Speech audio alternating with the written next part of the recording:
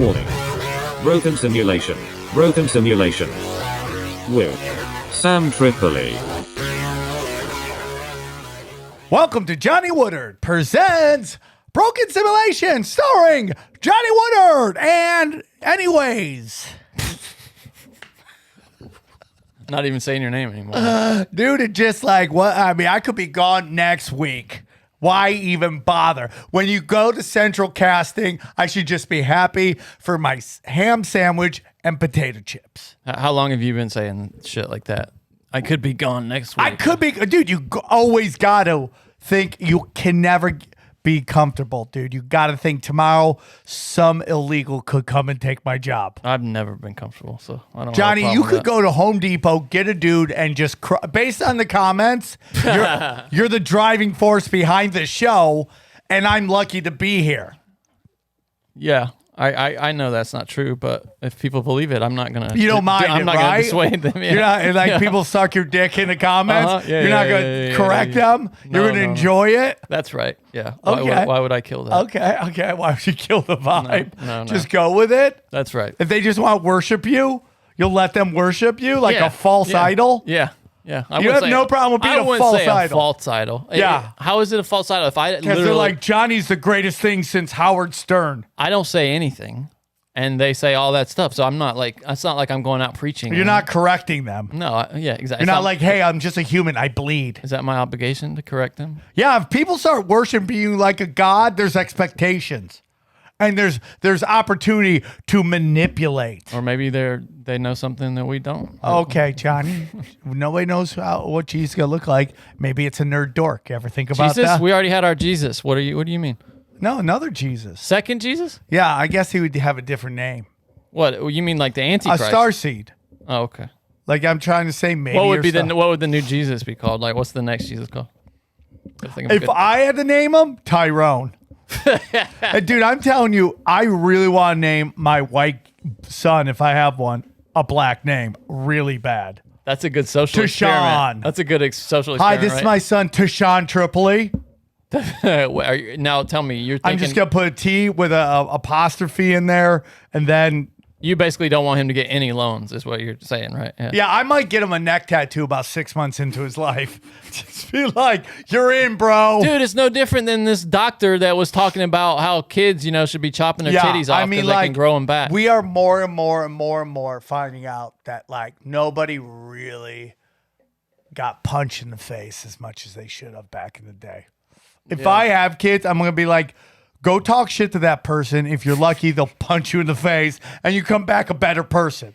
Right? A good ass beating hurts in the moment, but really aligns your sense of, is there danger out there, right? Yeah, especially in a world where you can't physically discipline kids anymore, really. Well, I mean, we live in a complete world where nobody can touch anybody. Yeah. And they that's what I know mean. that. Yeah, and I'm not saying you should be able to beat your kids or anything, but Johnny, I am saying that.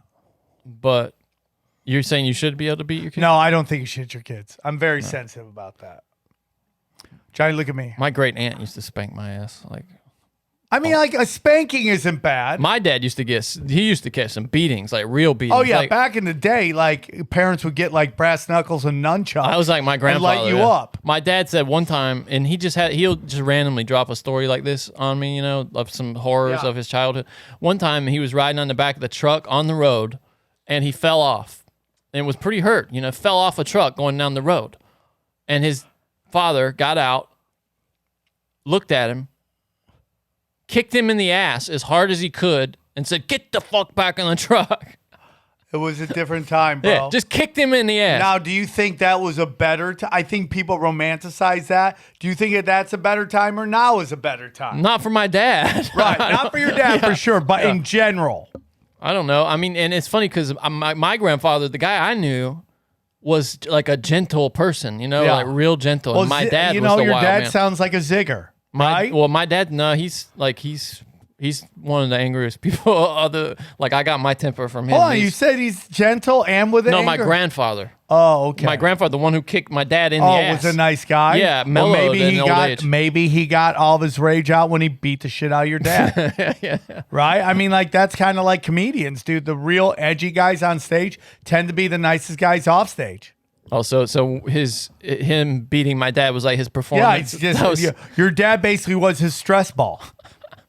So It's terrible. like, I had a bad day at work. Where's So my kid? terrible, man. Where's Johnny Sr.? My dad, I mean, it's funny, and he kind of lived his life in a way to, even though he's got a real temper, and he's like he loved to fight and stuff. Like my dad has got scars from getting stabbed and fighting people as a young guy, and he kind of brought me up to be the opposite of that. Did he ever ask you if you were queer at any point? 'Cause you seem like the exact opposite of that. No, he's not. You seem like he's like, man, I think my son likes men because he doesn't like to fight like me.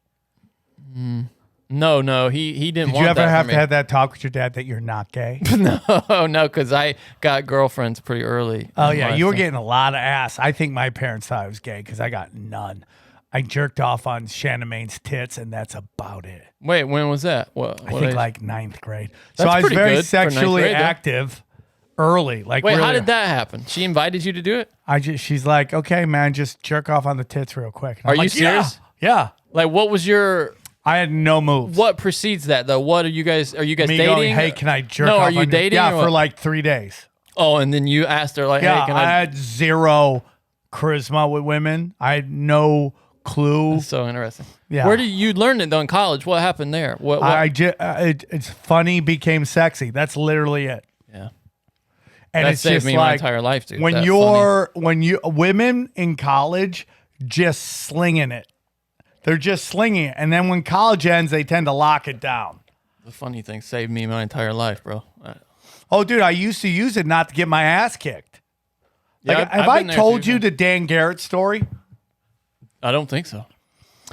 So Dan Garrett was dating and married to a good friend of mine, Trisha Brown, and they met in 6th grade, and they dated their whole life. They now have kids, I think, are going to college, right? Trisha Brown. Trisha Brown, smoke show. Oh, really? Trisha smoke show. Cortland? Still a smoke show. Cortland people? Cortland people, smoke show. Okay. And there was just like chaos between everybody in school at the time. And Dan Garrett was like, there was 2 black families in my hometown early. Just 2, really? 2, the Handys and the Garretts. That's funny. And they like were half black. Half the people where I'm Half from are black. black. That's amazing. They were half black. It's like half black, like 10% Indian, and then the rest white where I'm from. The Handys, the one Ursula, not Ursula, what was her younger sister? This hottest chick ever. That was when my love of giant black tits began. Like, you know that I used to steal porno mags to bribe guys beating me up, and the number one porno mag they wanted was black jugs. That's so interesting. Everybody wanted black jugs. I was that way in middle school too, dude, because there was this hot black chick in middle school, and my search history is all black chicks around that time. It was because of Marquita. Marquita was her name? Yeah. I was so jealous. She grabbed my friend's dick in band class one time, and I was so fucking jealous of it. You're like, why couldn't you grab my dick? Yeah, exactly. Okay, so this is gonna lead to some stuff. So, so some chaos is happening with all the kids and all this shit. What does that mean, though? You said that I don't want twice. to get too much into personal shit. It's fucking 30 years ago. What are you I talking know, about? but I don't want to get too much into it because it's not my story. Okay. You know, the old Just give me an idea. the International Bad Boys Hour, okay? The old International Bad Boys Hour. Rest in the peace. one rule was you don't give away other people's secrets, which is ultimately why the show ended. No, but you're saying chaos in the school. I'm just saying, did something bad happen to somebody? No, or... not like that, right? But it's just No, but I'm just asking high what school chaos and drama. But like student drama or something like with the Trisha teachers? was really hot and guys were hitting on her, Okay, and she okay. was dating Dan. Okay, fine. And fine. Dan didn't like it. Got it. All right. Right? I thought maybe somebody got like stabbed somebody or something. So this is how badass Dan Garrett was, right? Dan Garrett, when he was in 8th grade, Wow. Okay. beat the shit out a senior lineman on starting football player on the team in 8th grade. On the middle school team or the high school team? High school. Oh, wow. Senior, 12th. Dan Garrett. He was in 8th. Shout out Dan Garrett. Wow. Shout out Dan Garrett. Dude has been a savage since day one. That's the kind of guy you want to be friends with. Him, these, oh yeah. So, like, I was lucky I made Dan laugh. So one day, there's just chaos breaking out, right? And there's at this party, and Dan sees a couple guys he doesn't like. Yeah. And he just starts going fucking Kill Bill. Red line. And I'm in the middle of some shit trying to stop it, right? Dude, Dan Garrett, and I've been taking Kung Fu for about 5 years. Were you hyped up on it? Like, I know how to fight now. I know. Well, no. Okay. I was like, dude, so he grabs me, right? He grabs me. Yeah. And dude, he cocks back. And I literally go, today I die. Today I die. Today I die. And he looks at me, dude. And he just goes, and he threw me away. And I've never, at that point in my life, been more thankful. That's so. Did you deserve a beating? Did you do something that? I was just, man, I got to be honest with you. I wasn't involved with it, but I was emotionally immature. I was just an emotionally immature You guy. were fucking 7th grade. Yeah, I know. No, this was later on, like more like senior yearish. Well, still, you're. But it was teenager. just like high school stupid drama shit.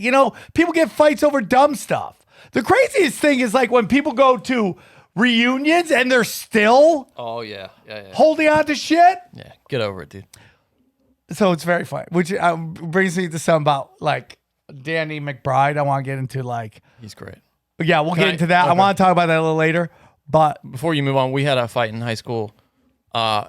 These two guys had a real beef with each other. One was kind of a rough guy that was from a poor family, and one was the doctor's son. And they met in the middle of a field after school. Everybody drove there. This was senior year of high school. Made a circle. Some dudes had popcorn, literally, to watch these guys fight. And the other guy, the poorer guy, brought a tire iron and beat the guy in the head. And everybody was like, the cops came, and everybody was like scrambling. And the one guy went to jail for like, yeah, how long? I don't know, for a while. Isn't that crazy? Yeah, I mean, it's really crazy. So when I was a kid, right, there was like my dad grew up poor. So he always had a really soft spot for poor kids. Like my dad literally, this kid stole my bike. My dad's like that too. My dad found him, got back my mag wheels from him, and gave him the bike. That's so funny. My dad's like, my son just wants his mag wheels because I had the best mag wheels. I don't know And what that would- even means. Mag wheels on your spokes on your bike. Literally, I'll have to They were Google called mag wheels. it. Mag wheels. Okay. And I had the best ones. And I'd win every spoke fight. Spoke fight. You never spoke fight? I don't know what the words you're saying Spokes mean. on your wheels. I know what spokes mean, but I know what all the individual words mean, but I don't know. Mag wheels. Mag wheels on a bike. Bicycle. Yeah. That. Yeah. I had these. Oh, yeah. Like right there. This. No, over. This. That. I had those. And I would people would have regular bike spokes, and we'd just battle, like who could hit each other's and break the other. So you fall off? No, so like your bike would be here, my bike would be here, and we'd overlap, and then we'd bang. But while you're going forward? Like no, while riding? you're just standing there, and you're like, da da da da. I feel like this is something you guys invented that nobody else was doing. Maybe. How But did just you know win, I was though? champion. How did you win, though? Because I had those mag wheels. No. I mean, what was winning? You bent their spokes. Oh, so you fucked up their property? Yeah, And no. It was a battle, bro. Yeah, and you destroyed somebody else's property, and they probably No, got I their did ass whipped destroy. at Yeah, home. but it's not like I was committing crimes. It was a battle. It was combat. Did you do the thing where there are a couple of different versions of it? Like some is where you like flick somebody's ear the hard, so you could do that the hardest, or like knuckles, like Well, hit have the you seen that knuckles the one with hardest. the rubber band on who could pull the rubber band? Oh no, I hate it. It's the worst. We used to we got in trouble for this. We would take rubber bands and fold up pieces of paper and sling them from across the room. And one guy almost got his eye put out. We got a lot of trouble for that. Yeah, Johnny, you sound like you lived on the edge. You're yelling at me about spoke fights while your friends bringing tire irons and clocking motherfuckers. Oh yeah, it was funny though. They all thought that this is gonna be a cool fight like in the movies. And then this guy that grew up kind of rough, that's a little different from them, showed up with a tire iron. That was Pat Murray, bro. And shit got real. It's 2022. January just ended. And if you're like me, you've already broken a New Year's resolution. And if you're like me, you're beating yourself up. But that doesn't help. What does help is learning to accept those moments. And the way to do that is talking to a therapist. With Talkspace, you get support from a personally matched therapist right on your phone or computer whenever you need it. You can make taking care of your mental health part of your daily routine this year. Meeting with a therapist should be just as ordinary and judgment-free as going to the dentist or getting your tires rotated. I love how Talkspace makes it easy to connect with a licensed therapist privately whenever you need that kind of support. It's all the benefits of therapy without the hassle of setting appointments, waiting weeks or more between conversations. You don't get any of that with Talkspace. Whether you deal with anxiety, depression, self-doubt, Talkspace matches you with a licensed therapist who can give you the support you need whenever you need it. Talkspace treats your privacy and security as their top priority. You get access to a virtual private room with just you and your therapist, and you can send messages 24/7 and get replies throughout the day. Think about that. No need to wait for a daily appointment. It's like having the doctor's phone number. Talkspace's encryption and added security features keep your conversation fully protected. Make mental health part of your daily routine with Talkspace. Visit Talkspace.com and get $100 off your first month when you use the promo code BROKEN at signup. That's $100 off at Talkspace, promo code BROKEN. But Pat Murray, dude, was okay. Did we talk about Pat Murray before? I wouldn't remember his name. Pat Murray, dude, was this kid from the other side of the tracks who came out of the womb looking tough. Just right out the womb. Yeah. Looking tough. I used to watch this guy fight. So one time, dude, he's fighting this guy, right? He's just fighting this guy and he's getting his ass beat by this dude. He gets up, he goes, okay, dude, hold on. And he walks over, takes his shirt off, goes, okay, let's go back. I'm like, this guy's nuts. High school? Yeah. So I'm on his team. I'm on the Moose team, right? I'm on Moose. Moose, that's his nickname? No. That was the name of our team, Moose.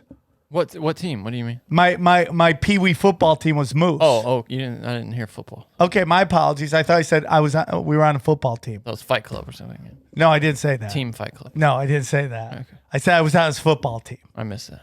And it was called Moose. Moose. Yeah. Like it was the Pee-wee Moose. the Cortland Mooses or something? No, just Moose. Just Moose. Yeah, we were the Moose. The Moose? Yeah. Okay. Like we're just a moose. Just a moose. Yeah, we're like the Moose. That was the name of our team. Like you'd have Vikings, we'd be Moose. The Moose? What's plural for moose, though? It's got to be... I don't think we were mooses. I have my mom send me Plural is just moose. Yeah, Yeah. You're right, yeah. We were the Moose. And I was on Pat Murray's team. And dude, Pat Murray, What position? me, Pat Murray. Pat And you. Murray was whatever he wanted to play. Quarterback? I don't think he was quarterback. I think he was running back. What were you? I was tight end and linebacker. What age we talking? Had to be before, so in like 5th grade. So he was probably sixth grade. I played football back then for the Jets. Broke my arm. Linebacker. Yeah. Never played again. That's when your football career ended? Out. So Pat Murray's on a kickoff. They kick it off, right? He breaks it open.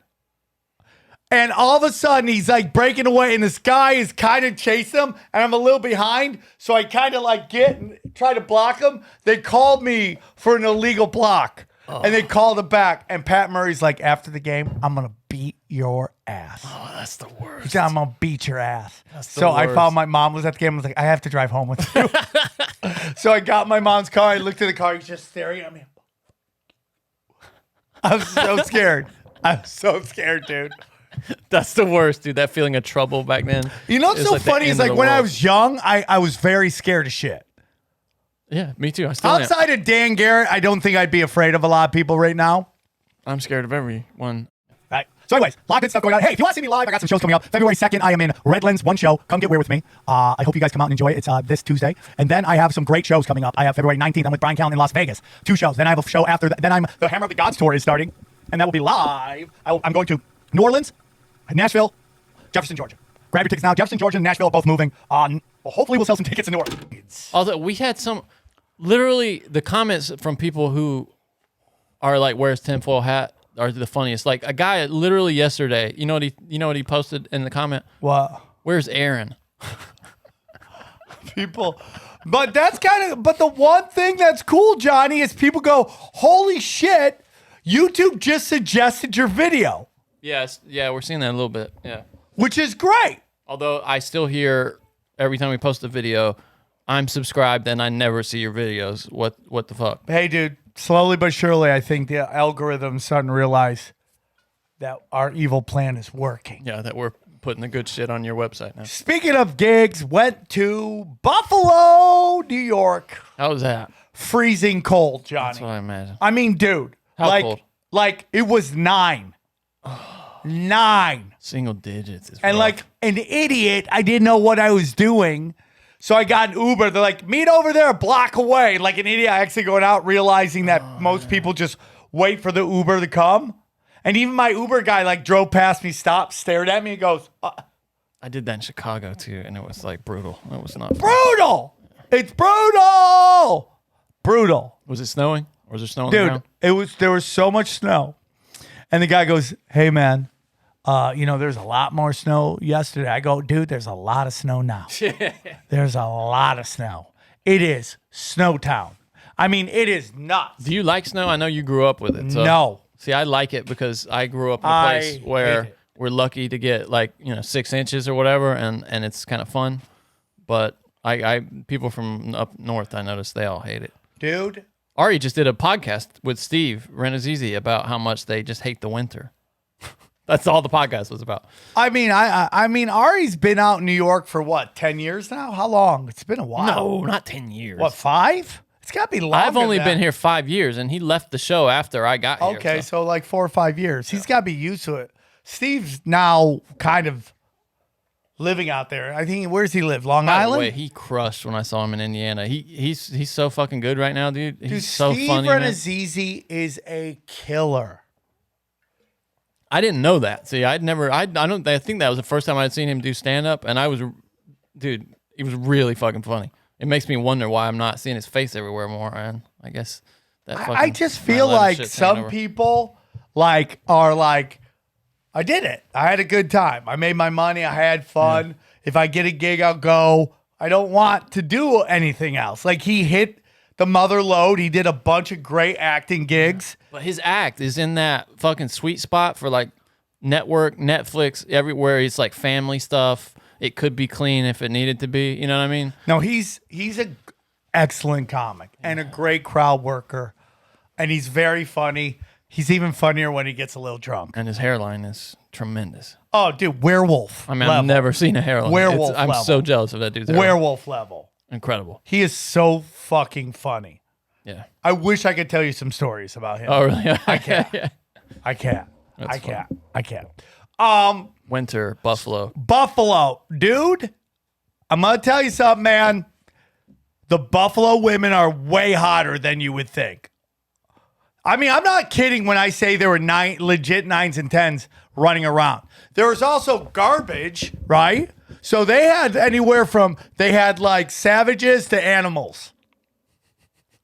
Well, and you see, I tell you what I'm thinking is that maybe because they're all wearing these big coats, you couldn't really see what was going on. dude. They wear heavy coats and they take it right off and they let you know they're rocking. Okay. I mean, dude, the amount of cool ass people to come into my shows, and it was like 9, dude, and people were coming to my shows, which normally you want to play cold areas in the cold, but I think that's too cold. Why the fuck don't people just move out of there? You ever think about that? All those people living I in used to cold-ass ask places? Chad Zumach that. I'm like, why do you live in Cleveland? They go, because this is where my family is. Yeah, but if my family lived there, I would be like, why don't you move too? You know, everybody move. Let's all just go down south. I would love, that is my dream. Like I somehow one of my cryptocurrencies hit and I just buy a block and all my family live there. Yeah, I could never get my family. I loved hanging out with my family, man. I love my family. Wait, did you see so him much in Buffalo? Yeah, I was. How born far in is that from Cortland? 200 miles. Oh no, shit! I Yeah, didn't it's know it was not, that close. dude. When I'm a kid, 200 miles seems like 4 days away. Yeah, it's nothing. Though. Right. Yeah. Now it's like I drive 200. Hey, dude, you gotta come down. Okay, yeah, I'll be there. I'll be there in a couple hours. No problem. Then it's like because my mother drove 45 miles an hour in a 55. So then you get these tolls, right? They forever New York State had toll bridges. They still, but now they're automated, which sucks. What do you mean it sucks? Well, because you drive, it's like beep, beep, beep. It like get your license plate and it sends you the bill instead of having to stop and pay the guy. You'd rather pay and stop? Dude. Those machines malfunctioning all the time. I Yeah, hated that. That's like Johnny, the worst thing about do you Indiana. understand they've been paying off this bridge for like 3 decades? Oh wait, 5 decades. it was supposed to stop after the bridge is it was paid for. supposed to be paid for the bridge. No. And now it's done. Now, and that's New York State's problem. It's tax ridiculous. Back to Buffalo. I am telling you something, man. Buffalo's weird because it's blue collar Democrat, which is a weird thing, right? Man, I'm telling you, I went back to Buffalo many years ago with Chad Zumach, and they were really conservative with me. Now, dude, they're super fun, bro. How long ago was that? Chad and I was here probably 6 years ago. Before. You got a lot more your people though coming to shows now, right? Yes. And like to have people come out during Corona at 9 degrees, I think I did fine. You know, it was fun, and they went with me, dude. And I'm telling you something, man. There is a real market for just being original and being yourself, and people love it. Some people aren't, and there's nothing really you could do about it, man. But, dude, they were fucking fun, and I went nuts. I had a great time. What do you mean you went nuts? I was just like, I was saying everything and anything, and they were loving it. What do you not your act? You were just No. Like, listen. One thing I am not, Johnny, is an edgelord. I do not say things just to see. Yeah. I say things that I mean. You really hate people who are edgelords. I don't hate them. I talk about that a lot. Because when though. I was young, everyone's like, "Oh, you're just trying to be edgy." I go, "I'm not. I literally is that believe this." okay? Because you seem to have a little hang up or something around the idea of being edgy. Like you talk about that a lot. I've noticed. Well, because I was young, that was the big thing. Was like, "Oh, you're just trying to be edgy," and I'm like, "No, this is how I see the world." And Dave Taylor's like, "If you really see the world like that, you're a psychopath." I go, "Then I'm a psychopath." But it's like I tell these guys, I'm like, "Listen, dude." I tell these guys, I've called guys up who are kind of getting more likes and views on saying some edgier shit. I go, just know, if you're saying shit just to be edgy, you're going to fall over the edge. If you're being authentic to what you're saying, meaning you're saying it for purposefully, for a reason to call out something you think is wrong or interesting, you'll be okay. But if you're being edgy for the sake of being edgy, then you're lost. Why? It just catches up with you because you keep getting to be edgier and edgier and edgier. Oh, I see. You got to keep pushing it, it's like and eventually get you. Pornography. If you're, dude. You end up just People think the YouTube suggestion's crazy. Go to Pornhub suggestion. yeah. You end up watching some woman put her head inside another woman's vagina or something. I had a really funny joke about how like I'm from Cortland, which is upstate New York, right? Which has the highest rate of incest in all of New York State, which is weird. Which used to be weird, but apparently it's super popular on Pornhub now. Right? I don't get that. Like, either. isn't that weird? It is weird. It's dude. like, dude, I fucked my cousin. You're like, what is that? I don't get. There's so much stuff that I don't get that's on there. What is the weirdest thing that you think people are into that you just don't get? That's somewhat popular like that. Yeah. Feet. Feet is definitely weird. I don't understand it. Cuck holding is weird to me. Yeah, that's in the weird. sense that like I wouldn't mind watching people fuck, right? But That's what pornography is. Yeah. I don't want to watch someone bang my girl because I'm the bitch in that story, right? Yeah, I think it is for people who want to feel humiliated. It's those kind of Super powerful guys. submissive people who want to be submissive sexually and want to be humiliated and brought down. I don't get that. I mean, I always tell couples that come see my show, it's like, I would love to watch you guys have sex. Is that possible? Anybody ever and they laugh. I'm like, I'm serious. Anybody ever take you up on it? No, I mean, one chick in La Jolla wanted to do it and her boyfriend wouldn't do it. She's like, come on, let's do it. I'm like, do it. You like to smell people's armpits. That's Oh, yeah, why I my don't brother understand. flipped out on me the other day. What do you mean? Because so this one guy comes, he shows up with a cool ass cowboy hat on, black cowboy hat. Yeah. He looked like a chunky Stevie Ray Vaughan. Okay. Like, literally, he looked like everybody in Leonard Skinner if they had packed on a couple pounds, right? Okay. Good looking guy, thick dude, Buffalo thick. We'll call it Buffalo thick, right? He shows up with 3 smoke shows. One's his cousin, one's his wife, one's his ex-wife. They're all the same person. That's funny. Yeah. But man, they were good looking. All 3 of them were hot. Good for him. And the one's like, I'm single now. I'm like, let me smell your armpits. And they let me smell their armpits. And my brother freaked out and ran off. What do you mean he freaked He's out? like, dude, once I started seeing you sniff armpits, I had to go. I'm like, why? I remember you. Yeah, the first time I saw you do that was in La Jolla, and I was just like, Dude, what are you it's- doing? You know bro? what it is? It's like a mini key bump. It gives me the same, like, whoa. Really? Yeah. Pheromones, huh? Just, you're like, ah, for 1 second. You're But like, you're not doing it. You promise you're not doing it just to be funny or something. no, Like I really love sniffing armpits. that. So see that. And I didn't don't want understand to, but Steve Randolph's like, you got to try it, bro. You'll love Really? it. I go, what? No way. And then one day I did it. I'm like, holy shit. I really love it. They're like, it stinks. I'm like, that's when it's the best. that. Randolph got you into that. Huh? Yeah, Randolph did. That's so weird. Yeah. I just came to the conclusion I got fingered by my Asian doctor when I was a kid. And like, I'm trying to think of what is the test he's testing for. If you're a really young kid. Prostate, I guess. At a young age? No, there's no reason to do it that I can think of. But Can you look it up? Why fingering kids' butthole, medical reasons? And then he goes to my mother, he is very sensitive. I go, yeah, you just fingered my butthole. The digital rectal exam, DRE, is performed in children less often than is indicated. So they're actually saying that doctors should do it more often. Indications for PD, that means reasons that you should who's do putting this out? Nambla? No, this is PubMed. This is like the government. They include diarrhea, constipation, fecal incontinence, like you have trouble going to the bathroom.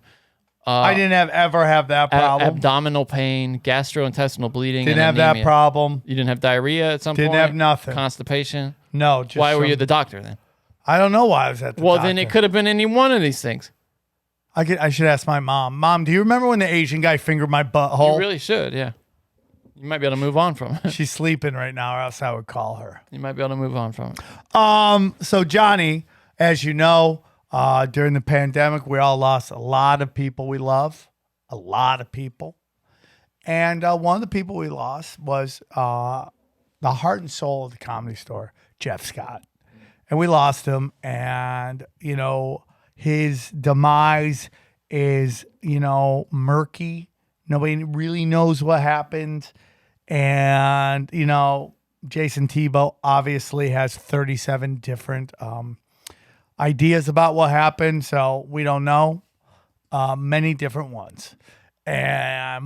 So they finally had his memorial, the Jeff Scott Memorial, to say goodbye to our good friend who was like the pillar of the Comedy Store. The pillar of the store. Like he was the one given that was always there. Also, one of the nicest people there. You know what I mean? On his days. Like he had Well, to days. me, and nobody was. Yeah, he was right, so. 'cause you were every ti- fresh meat I to saw him. him like 100 times, and he was nice to me every single fucking time of those 100. Right? So, you know, he passes away. He like during the coronavirus, he couldn't leave his house because he had HIV. He had AIDS. Right? And he was one of those guys that survived the whole thing. So he, Just like being a war veteran. yeah, essentially. 100%. Like the amount of people that died that he survived, unbelievable. How traumatizing must that be? Seeing all your friends drop like flies like I that? said this on Conspiracy Social Club. Jeff Scott humanized HIV to me.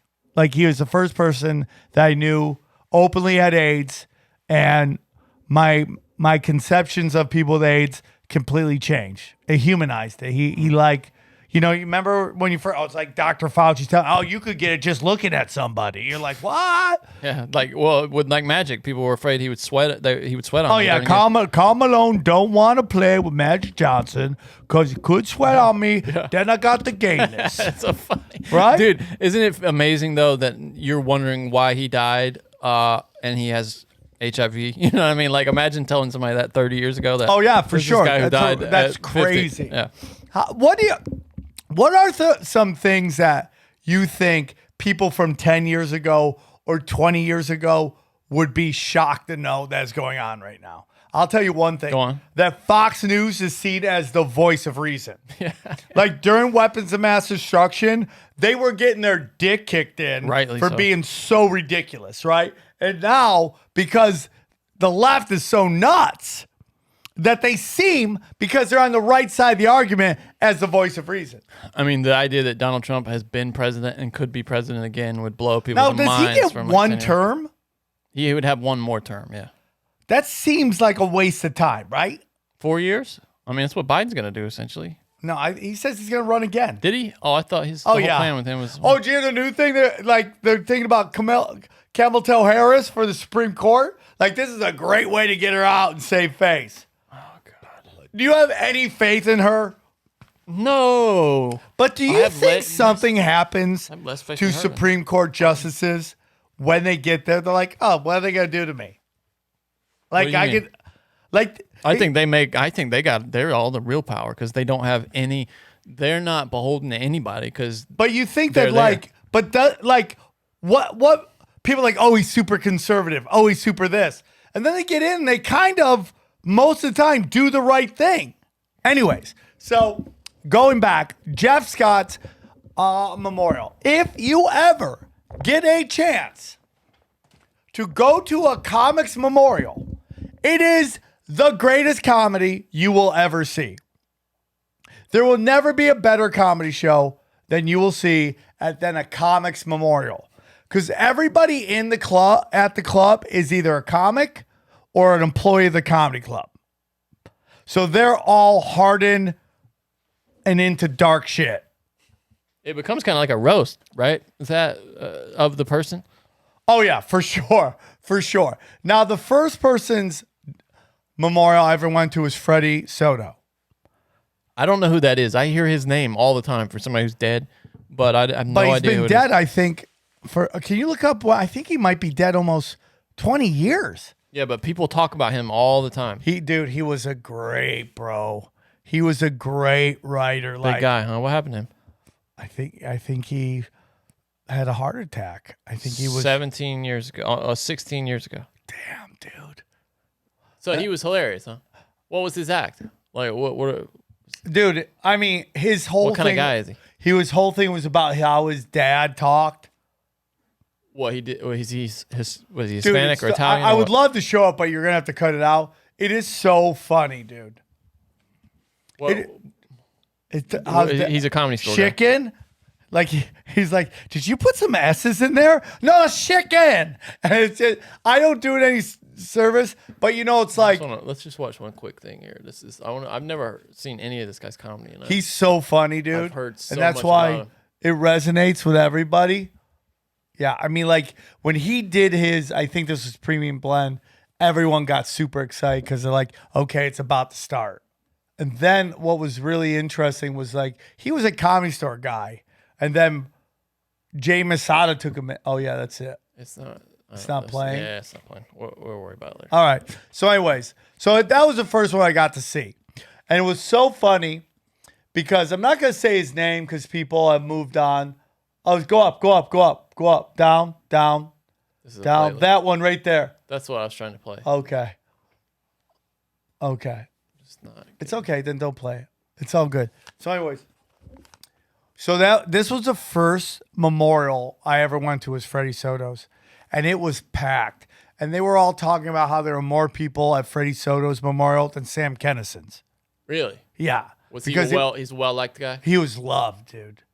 This is how loved he was. He could bump people, and he had no credits.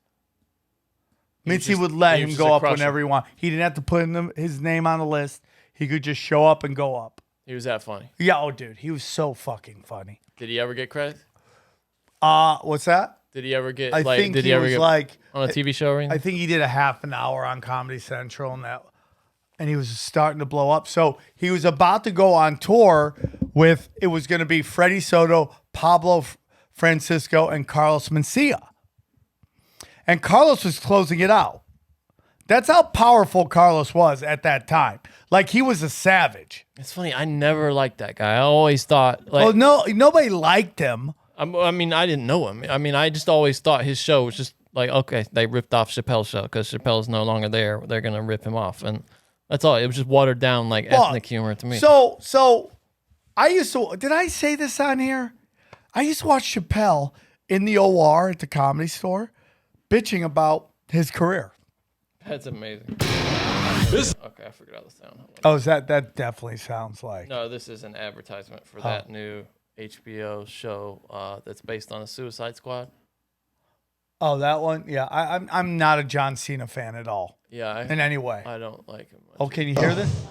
They'll wake you up at 5:30 in the morning, man. Maybe earlier. They'll wake you up the next day, bro. That's how it starts. They'll wake you up at 5:30 in the morning, man. Maybe earlier. Right? They don't even have to shake you to wake you up. He's talking about his dad. All they got to do is stare at you. That'll open your eyes, man. Feels like they've been there all fucking night. And you open your little crusty eye, you know? Huh? Hey, good morning, Mr. Party Time! Let's go, cabrón, wake up. We're gonna re-roof the goddamn house. Huh? Mom! She's not here. Wait. Oh, fuck. Stop it for 1 second. This reminds me of But you gotta understand, like, there wasn't a lot of people doing this at that time. Yeah, it does. It does seem like a thing that has been overdone now at this point. Yeah, He was kind of like every Asian comic. like you were talking about how funny Steve Rannazzisi is. Steve Rannazzisi used to open for him and was very influenced by him. I totally can see that because a lot of his stuff is about. So like Bobby family Lee used to curiosity. open up for Carlos Mencia. You could see Carlos in Bobby Lee. Yeah.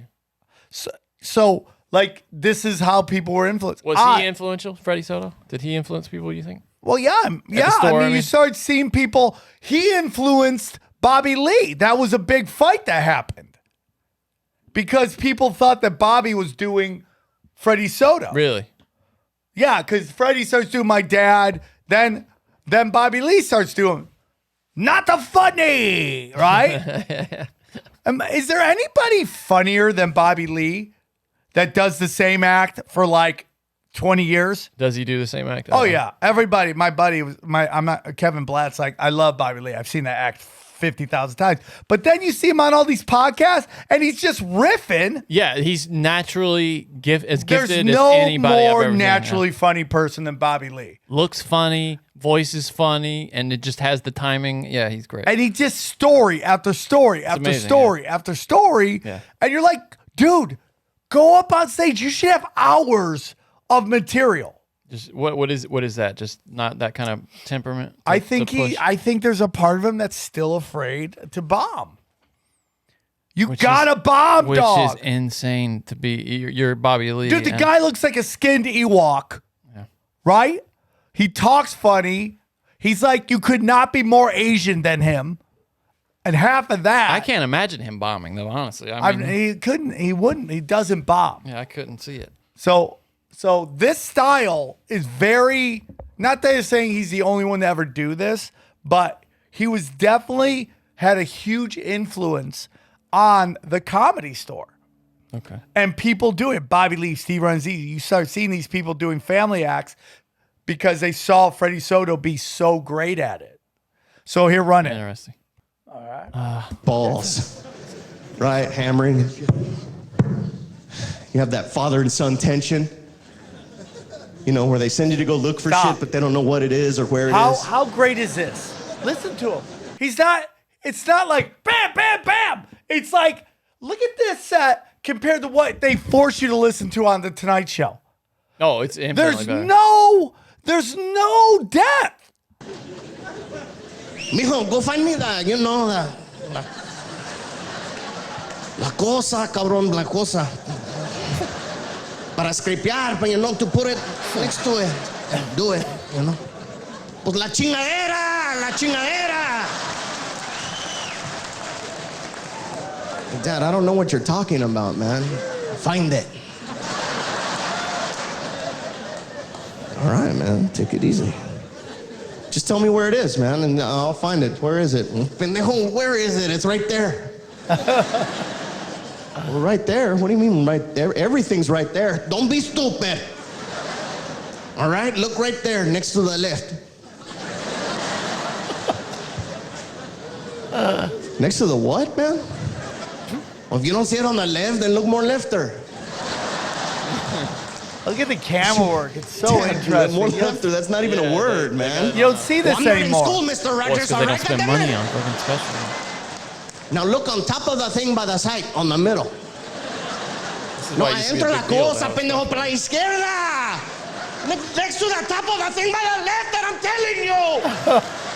No, you're not looking on purpose, cabrón. You're not looking on purpose. I know what you're doing. No. Oh, but if it was your friends that you got drunk with,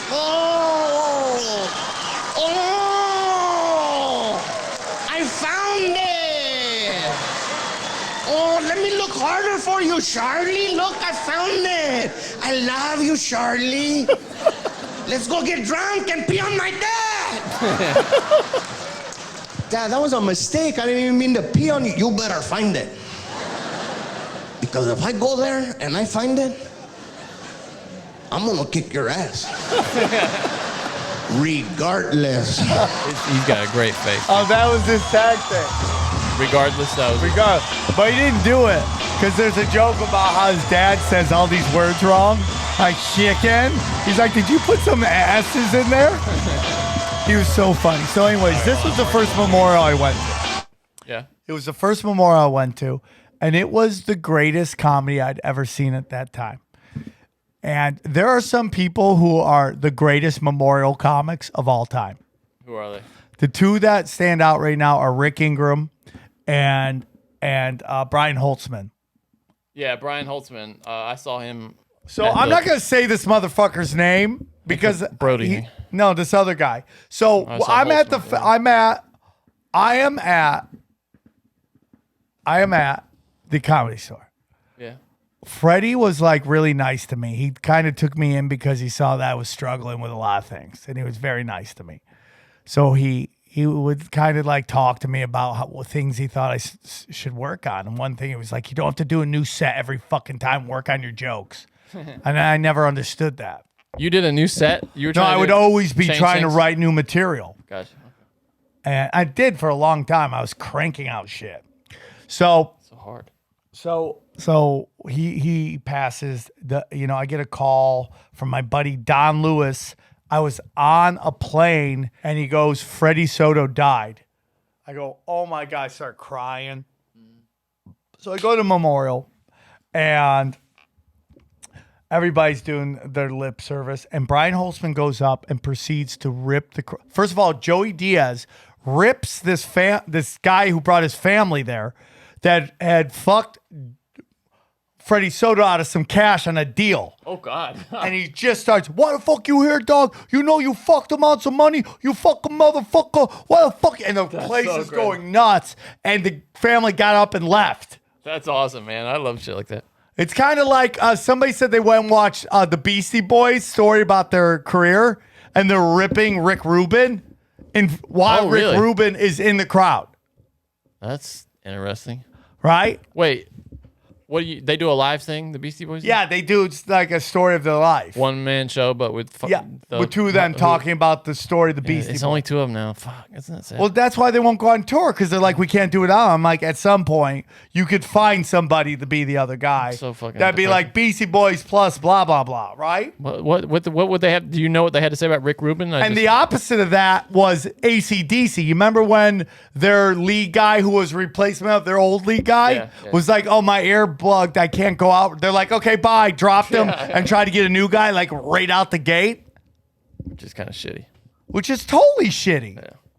So, anyways, so Brian Holtzman is up there and he is just murdering people, just murdering people, and he does a joke about how half you motherfuckers are here. You don't even know, Freddy. You're just here to fucking socialize for your careers. You're just here to meet people to try to get an agent. So I thought that was the funniest thing I've ever heard in my life. Networking. You're just here to network, you motherfuckers. You fucking guys are here just to network. That must be exhausting. I know who you are. He must get so tired at the end of the day. Oh, dude, he's so fucking funny. It's gotta be exhausting though, right? Do you know he retired? He like had a city job forever. And now he's retired and he can just live. No shit. Yeah. And still be at the store killing it. So anyways, I'm talking to this guy after he was the show. doing that while he had a job. Yeah. So interesting. But he took some time off at the store. He would have never done that today. He took some He would time have a off the store. podcast. If he was young today, he would have a podcast. He'd be living his. Yeah, for sure. So anyways, he starts to so he does this thing where he's like, you guys have you motherfuckers here. I don't even know Freddy. You're just networking, right? So I get done. I can't stop laughing at that. I go up to this one guy. I'm not going to say his name. And I go, hey, man, how funny was it what Brian Holtzman said about people being here and not knowing who Freddy Soto is? And this guy's like, well, I never really met Freddy. I just heard he was a good guy, so I wanted to, come support. I'm like, oh, damn, dude. Damn. So then fast forward. So there was Brody's memorial, which was hilarious. And then there was first it was Kevin, who died, gay Jesus. And Brody talked by the way, I did mushrooms at Kevin's memorial. Why would you do that? Because I thought it'd be good to talk to God about his dead gay son. Did you get anything out of it? Oh yeah, I spiritually was like, oh my God. I'm like tripping balls in the West Hollywood, talking to this fucking Did you really? Yeah, I'm like, Kevin was so special. And then like this gay activist guy and like all he kept pounding on was that Kevin was gay. He's like, gay Kevin. Kevin was so gay. And I'm looking at his family. I'm like, I think there's more to Kevin than the fact that he was like a cockaholic, right? Cockaholic. Right. I've never heard that before. That's a good name. But he was gay Jesus, right? So then the next one was Brody's. And the Comedy Store got, anyways. So then this last one was Jeff's. And it was very selective on who they went up, which was very interesting because What do you mean? I'm going to be honest with you. It's kind of sad that more names weren't there, which is always something really interesting, dude. A lot of people not here in LA, though, right? A lot of people left, you're right, but not all of them. And Jeff was a big part of everybody's experience at the store. Because no matter who you were, you bombed in the OR. And sometimes the only person laughing to get you through it, because he was laughing at how bad you were doing, was Jeff Scott. Was he really? Would he laugh at people? Sometimes that's the only lighthouse in the sea of shit that is the OR sometimes. Right? And you're just like, thank God you're there. And I would make jokes about, how come the only guy enjoying my set is the guy with AIDS? Right? And we would just laugh our asses off. So funny. I love Jeff. I miss him very much. But Brian, so Rick Ingram goes up and annihilates. And he is perfect for this. He's awesome at memorials because he is cutthroat. And like when Rick does jokes, he's a great joke writer when he does the jokes. What do you mean by that? Why you say it like that? He's more of a crowd work guy. Oh, okay. And I don't think I've ever seen him do stand-up. he's very funny. And it's hard to take somebody on the road when they do crowd work because Why? Because You mean you're worried it's going to fuck up the rhythm of the show? Is that what you're saying? because that crowd work energy is crowd different. work is just different energy. And to be honest with you, most crowd work isn't really in the moment. It's more things you've said 1,000 times. You're just trying to figure out ways So to it becomes connect like this magical thing. Instead of what I want to do is like work on bits. Yeah, but what I'm saying is, why are you saying that he will get the crowd in that mindset, and then you have to come up and like eat shit for a little while to get back on the rails? Oh yeah, or? following Rick Ingram in the main room is education.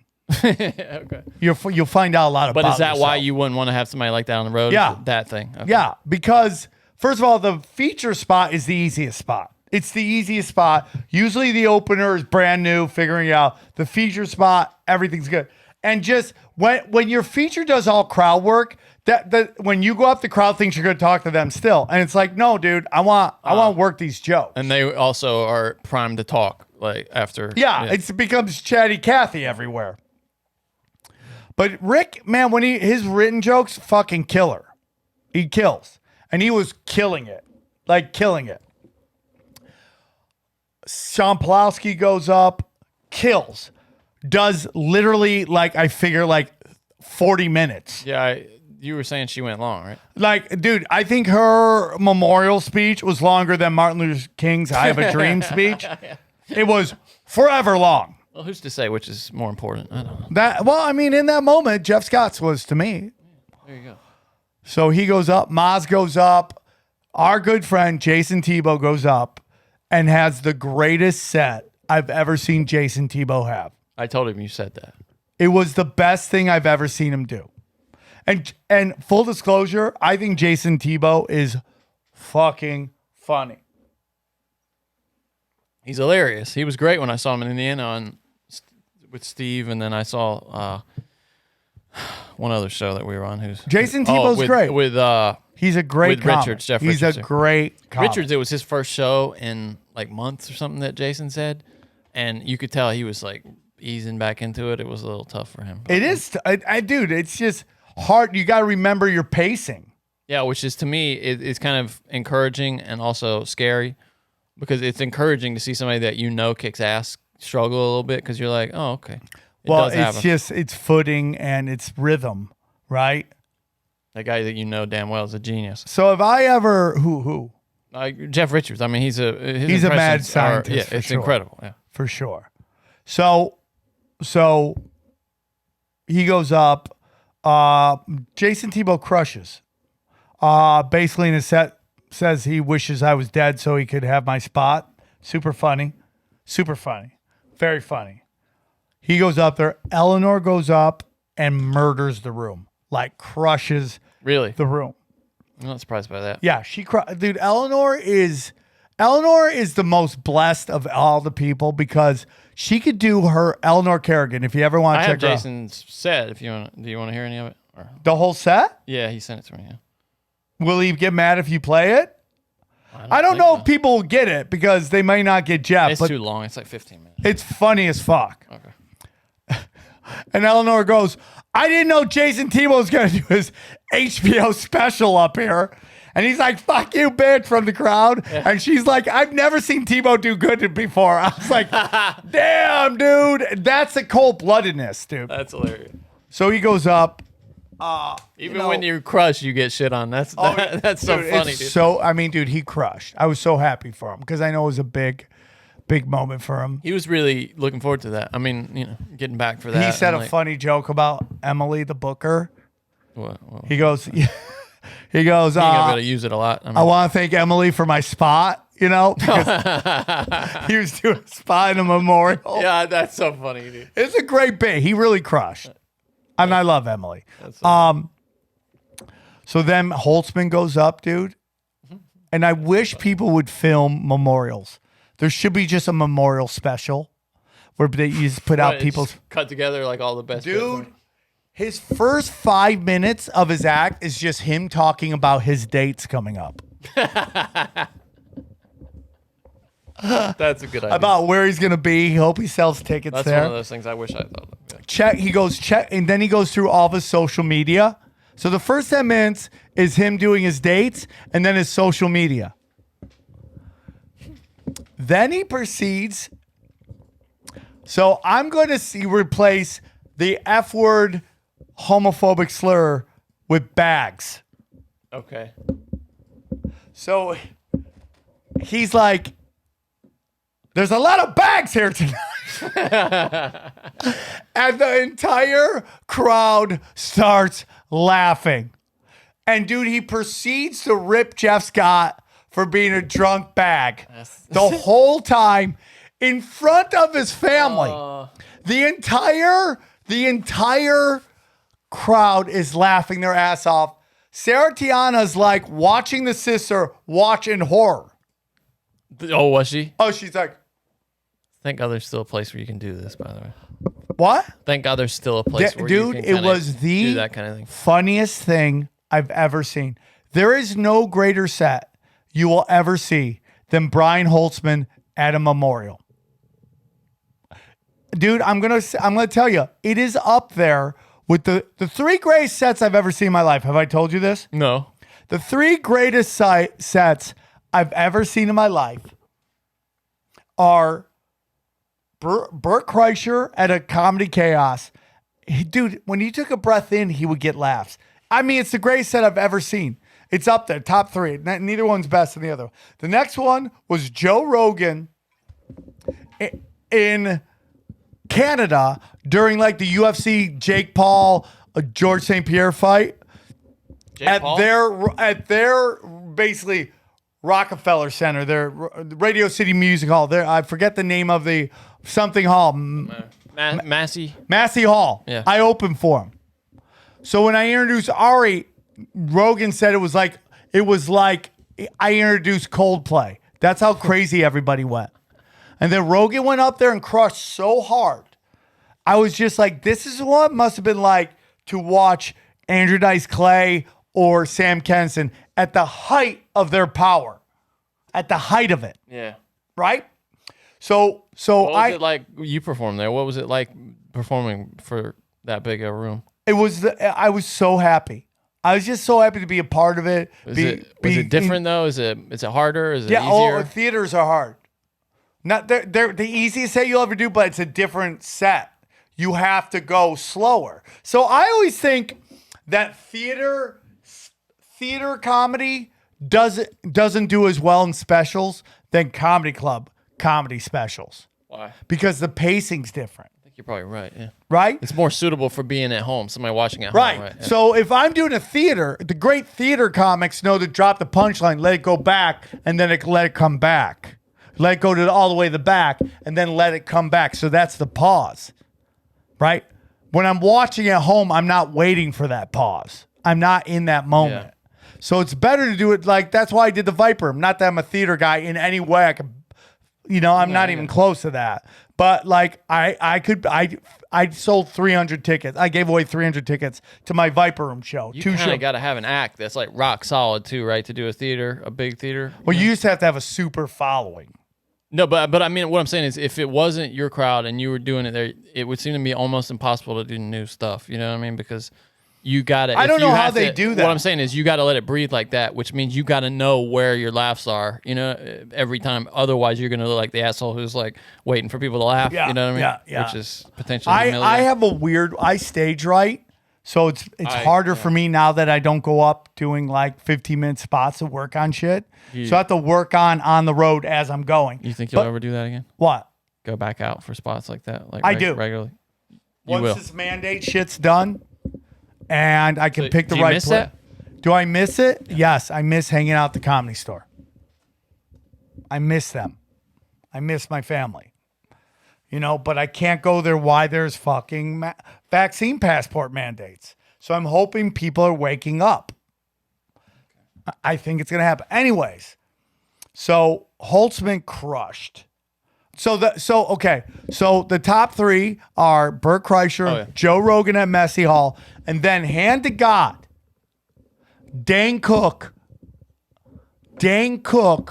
at Dublin's. Some of his sets was the greatest laughs I've ever seen in my life. That's Boston. And I Where's saw Dave Chappelle in the main room at the height of his power. that Boston. Where's Dublin? Dublin is on Sunset. So you know it's that place. It's Pink Taco. It's the one that's that white building. Yeah, that's like it's got to be money laundering, Yeah, right? we talk about that place sometimes because you told me some crazy story that happened there. Yeah. So, did I ever tell you the Joey Diaz story? Where he got banned from there for life? No, go on. Because he was eating a girl's ass and doing coke in the walk-in cooler.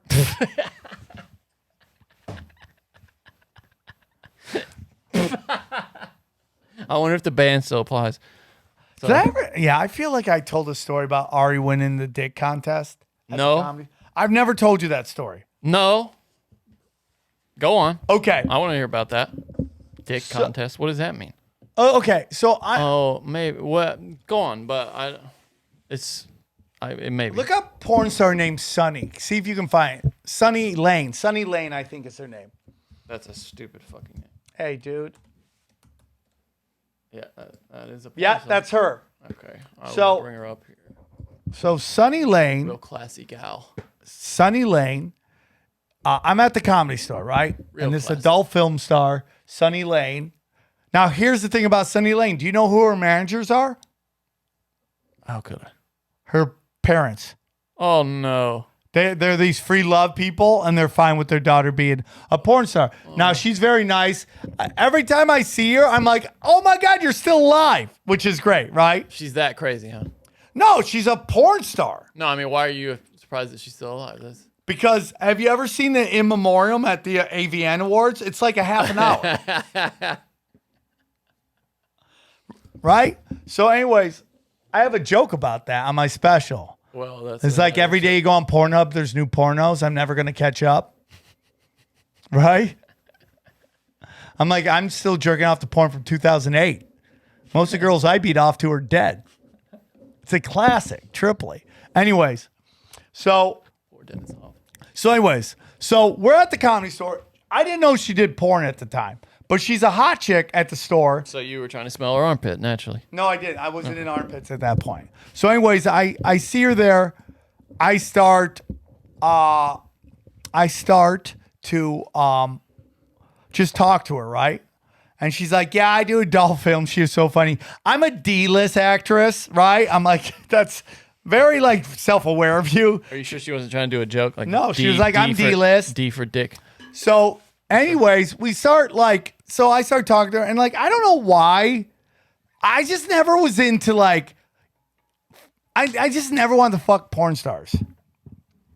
I don't know why. Well, I mean, I can think of a lot of reasons. STDs being near the top, but Yeah, but mine was like these girls are getting like giant 4x4s. thrown yeah, in their there's vagina. nothing you can do to I have impress 6 them. inches. It's not going to impress anybody. Why even bother? I get that totally. Yeah, that's on the list. So she does. She starts out blah blah blah, and I'm like, I'm not gonna get any of this, but I'm gonna help some of the door guys. And the door guys at the time were Tony Hinchcliffe, Ben Giafalo. I start talking, hey guys, young guys, hey, talk to this chick, blah blah blah. Start doing it. So I walk away for a little while, and I come back. All the guys are gone, and this chick is talking to this dude, and I'm like, what dude? this guy was he was the sister of a cocktail waitress. I didn't know that at the time. Okay. He later on went and did comedy. I forget what his name is. Doesn't but matter. he was there, and he's talking to her. I go, what the fuck just happened? And I'm like, why is this dude jacking this chick from all my boys? So I'm like, what's going on here, bro? Who are you, dude? Weird thing to think. Yeah, because I wanted my friends to hit it. Yeah, maybe they had to go do some work or something. No, because they were just hanging out. Okay. I'm like, what's going on? Who's this guy? So then she starts joking around. She goes, oh, you don't know who this is? He's like this big dick superstar in porn. And he's laughing. I go, oh, you think he's got a big dick? That dude over there's got the biggest dick. She goes, not bigger than his dick. I go, yeah, it is. Are you serious or? What? No, I'm just joking around. I go, that guy's, I point to Dan Adonis. I go, Dan's got the biggest dick here. She goes, bullshit. I bet you his dick's bigger. I go, oh, do you want to have a big dick contest? And she reaches down. She goes, yeah, let's do it. She starts fucking in his pants, starts fucking trying to start a lawnmower, right? Just trying to start the lawnmower. I look over. Damn Adonis's girl is also reaching down the pants, trying to start the lawnmower. I go, what the fuck's going on? I look up in the window. Don Barris is on stage watching all of it. He's like, come up here, come up here, come up here. I go, what? Because I think somebody ran and told Don that she was a porn star. He's like, come up, come up. Right up his alley. I run upstairs, right? I go, come on, guys. We get her up on stage. We go, so, we're having this big dick competition right now, right?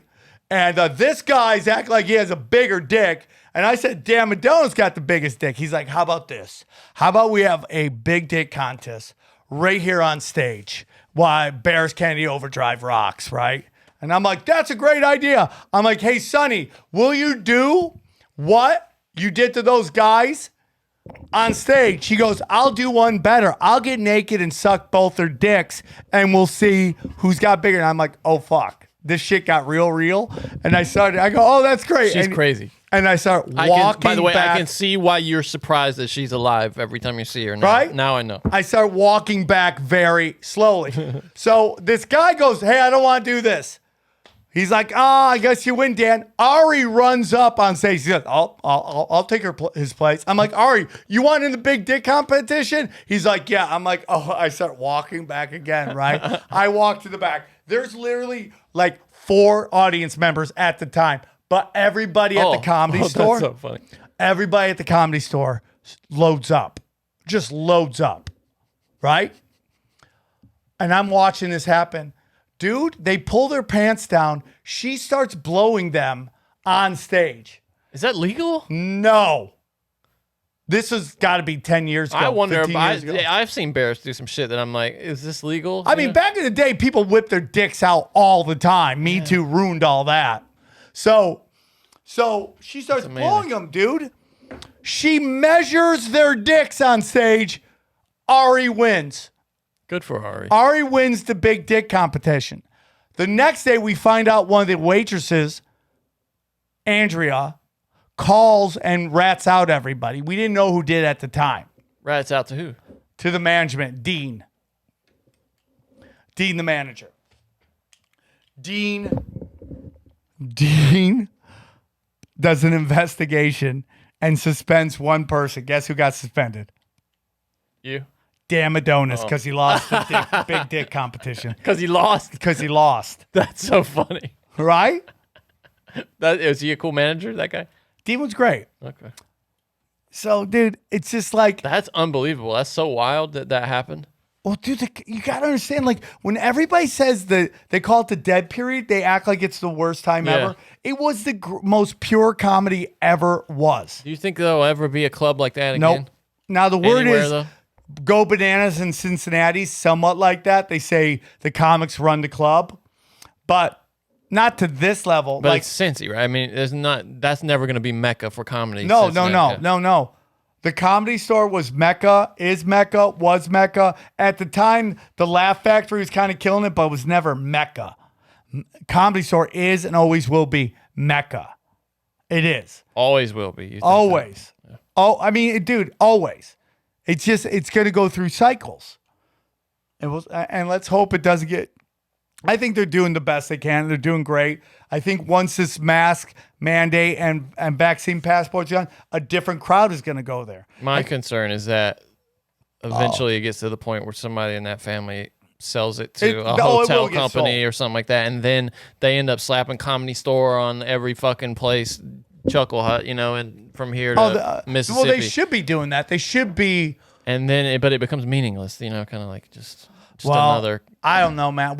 I was there when afraid of lawsuits. Dude, you went to the Comedy Store during its second golden era, and those who were in the first golden era said the second golden era was the greatest golden era. Okay, they all say it.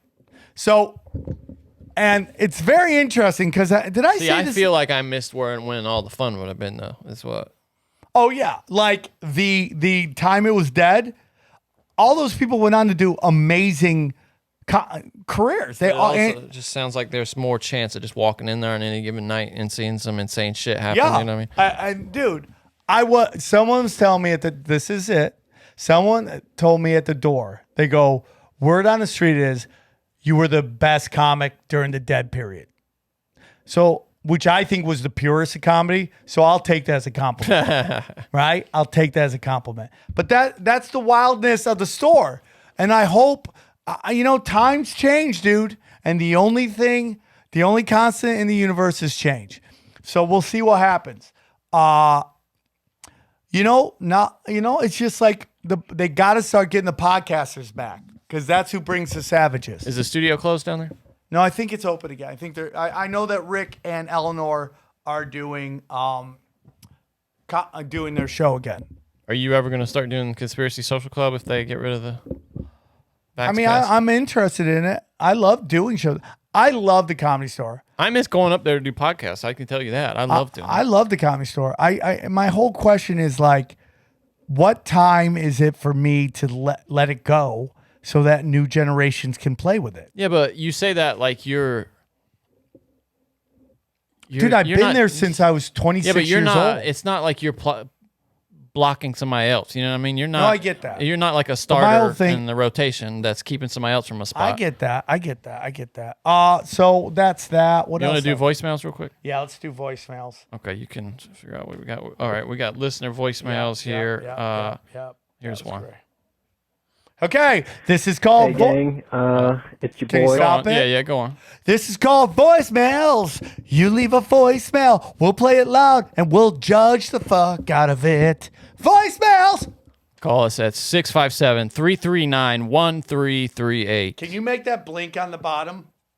Right now, yeah, it'll blink on the bottom. Okay. Let me just write down the time for that. 1:31. Blink on the bottom. It's voicemails. Call us. Leave a message. Hey gang, it's your boy, Johnny. I would like to thank you for all your help with the geriatric special needs community and chaperoning our young Mr. Sam. And I just wanted to give a report on how we know the simulation is cracking at the seams. So last week I was filling up my tires because temperature dropped, so air pressure's a little off. And I look over at one of the gas pumps nearby, and there's this older woman, can't really tell how old she is. She's wearing a mask, and she's all by herself, which is fine. I don't judge. Whatever you got to do to feel safe. And, she's pumping her gas, everything's fine. And then out of the corner of my eye, I see she's doing this strange dance. She's clapping her hands, doing a pelvic thrust. She looked almost like a seal who had sprouted legs. And, I've been taking a break from weed, but I had to ask myself in that very moment, crouched down in front of my car tire, watching this woman do this ritualistic jig in front of, there's nobody else around except for me and her. And I'm trying not to think too much about it, but I had to ask myself, like, am I high right now? And I remembered, no, you're not. You've been taking a tolerance break. You're about as sober as could be. I'm wondering, like, are my fat cells having a delayed THC release or something? But that's not the case either. And this woman is just watching the gas meter rise, and she keeps doing this dance. And I'm thinking, like, has this woman just totally abandoned any care for outside judgment or anything? And then I look in her car, and it's just filled with stuffed animals, like frogs and all kinds of strange stuff. So that's my report for the week. Love the show. Keep All up the right, good man. work. Well, that happened. Okay. And Okay. I love you guys. All right. Bye. All right. We Love you might too. want to trim a little of that out. A little bit. Tiny bit. Tiny bit. Yeah. Do you have any more? Yeah. I have Are a they lot that more. long? No, they're not all that long. Hey, Sam and Johnny. Keep them short, guys. This is Michael.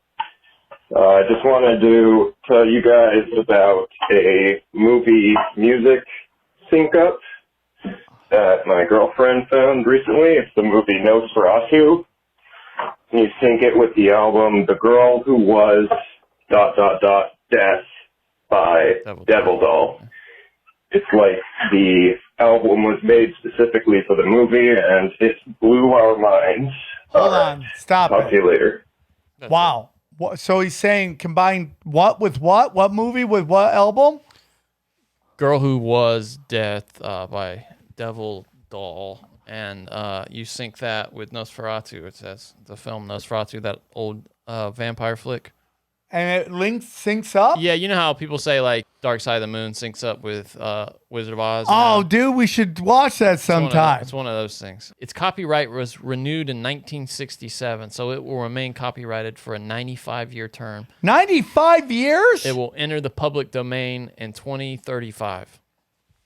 So like 13 years from now. Really? 2035 is only 13 years Everybody's dead. That's crazy. That's crazy, dude. I couldn't get a transcription of this one, so we'll see. I wasn't able to preview this one. Let's see. All right, good luck. Yeah, so I got a fairly unfortunate story of when the simulation broke for me. Back when I was 16, I was at Six Flags with a couple group of my friends, and at the gate there was a man handing out free Cokes with lime, like one of those Coke representatives. And I tried to bring him into the theme park, and they wouldn't let me, so I decided to chug 3 Cokes with lime because they were free and I was a 16-year-old, and yeah.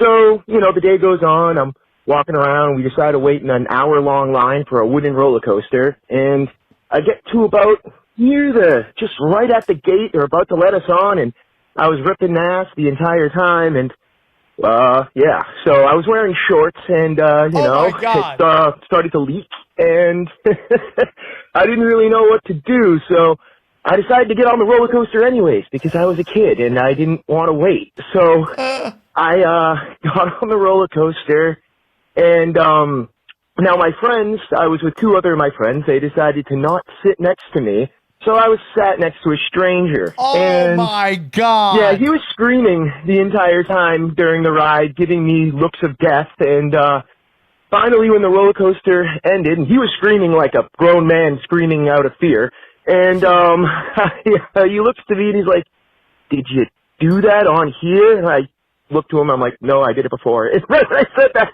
he looked like he was about to choke me out.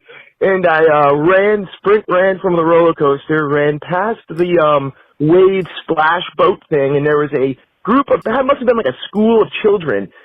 I was 16, all these kids were like 10.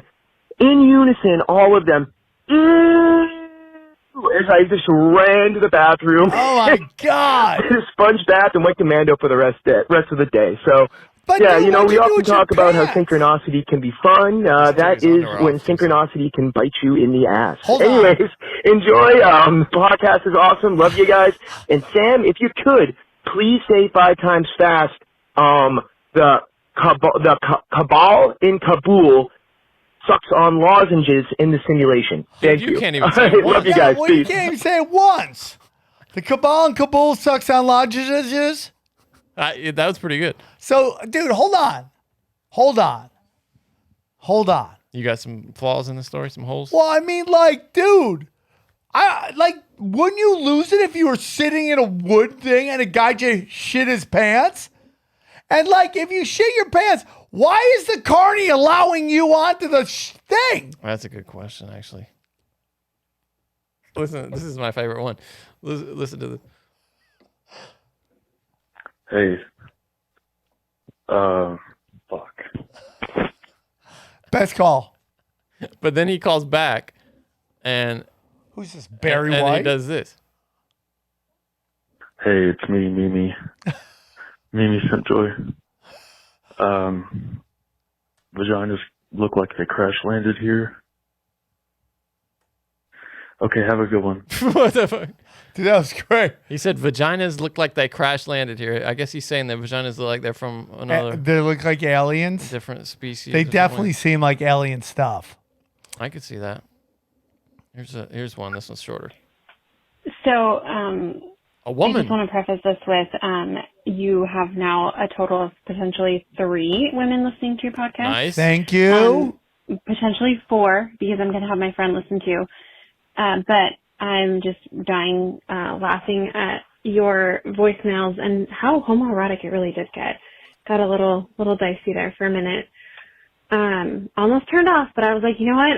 They're going to bring it back, and you guys did, so good job. She didn't like the homoeroticism. Interesting. For the record, I'm not a football fan, but my best friend and sister, who also got me into tinfoil hat, is a huge fan, and I sent her the link for that TikTok for the football. The guy, God damn it.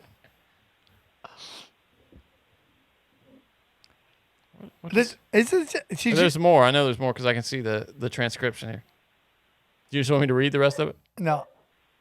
This is just women don't understand the amount of leeway they get because they have vaginas. Literally, if this was a guy, we would hang up and be like, fuck that. That was funny, but we're moving on. Now we're listening to dead air because someone called. I don't know if it's still playing, but the TikTok football guys that were girls, that shit was hilarious. Oh, okay. And if you can So just she's keep talking about bringing when they that took kind of heat, football I would players really and made them look like appreciate it, 'cause I was, women. walking my dog and that was working, funny. just like laughing and crying all at the same time. Okay, she enjoyed that. Oh, it's John Smith, bro. From Punch Drunk Whoa, Sports. John Smith, bro. Hey, bro, John Smith, bro. Hey, Sam Tripoli, you're wrong about the recent rain in LA a few weeks ago, about it being continuous. It wasn't the first time ever that it rained like that, dude. If you recall, back in 1997, 1998, there was this little storm called El Nino, in which it rained for like fucking 2 months straight. So yeah, dude, you gotta do your research, brother. Dude, what is this, the Weather Channel podcast? I'm sorry you didn't fact check. Did it rain more than 4 days in a row in LA John ever Smith, before? bro, you're the official fact checker of Broken Simulation. I invite you to fact check Sam Tripoli anytime you like. It's ridiculous, Johnny. It's ridiculous. I'm offended. Also, Sam, hey, bro, it's John Smith, bro. Hey, Oh, also, Sam, the correct terminology when you're trying to describe Serena Williams' protruding brow as she gets further along in her career, it's not Cro-Magnon. You're looking for Neanderthal. Thank you, okay? John Smith, our And now, correction before you think I'm getting officer. all nitpicky here, Cro-Magnon is the earliest iteration of anatomically modern humans, dating back around 43,000 to 44,000 years ago. Okay, they're basically tall, blonde-haired, blue-eyed white people. That's Cro-Magnon. Okay, so no, they weren't these like weird ape-like primates or whatever. Okay, they were anatomically modern humans. So please, nomenclature, get on it, get on point, do the research, man. Come on. Johnny, look up these skulls real quick. You just got dunked on by I didn't John get Smith, dunked bro. on. Yeah, Was you John did. Smith a white supremacist? Yeah. Like, dude, to have that big forehead. Yeah, that's it right there. Yeah. Right? Why does he look like the Cro-Magnons from the fucking I don't think, show? by the way, do you think Neanderthals got that old? I don't think there's any Neanderthals. Doesn't that look like every chick at Coachella right there, right? Like, I've stopped showering. My pussy smells like patchouli. Oh, God. Right? Is that crazy? Like, we all have gone far, but now, like, that's half the homeless in L.A.? Oh, yeah, that does look like homeless people in L.A. It's like homeless people in L.A. or the billionaire's daughter who's at Coachella. Like, either one. Yeah, like Burning Man Call and him to shit. inform them now. What? I'm trying to figure out what this is. It's like the middle of somebody else's. Somebody yelling at somebody? It's just a guy at a computer who's calling to inform them now. We didn't get any more of that, unfortunately. Okay, this guy says this undoubtedly proves right. Broken Sam. This undoubtedly proves the broken simulation. Every day for the last 37 years, if I leave my house early in the morning, I don't know what it is. I'll see one person or one car or a group of people. Again, we got to pick up the at pace that on these voicemails, please. specific time. Johnny? I leave the house in the morning. Stop. Like This is our clockwork. probably one you're gonna- black you're gonna listener. step up- you're gonna step on- Clockwork. No matter what time I come back to the house or get ready to go back in my house Just a little bit or faster. on the way there, I'll see the same person, car, or group in the same exact spot going in the opposite direction.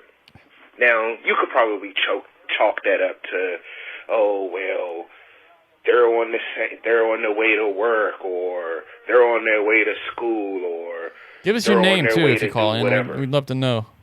Put some names to voices here. Johnny, I gotta be honest But with I you. bet you it's happened to everyone.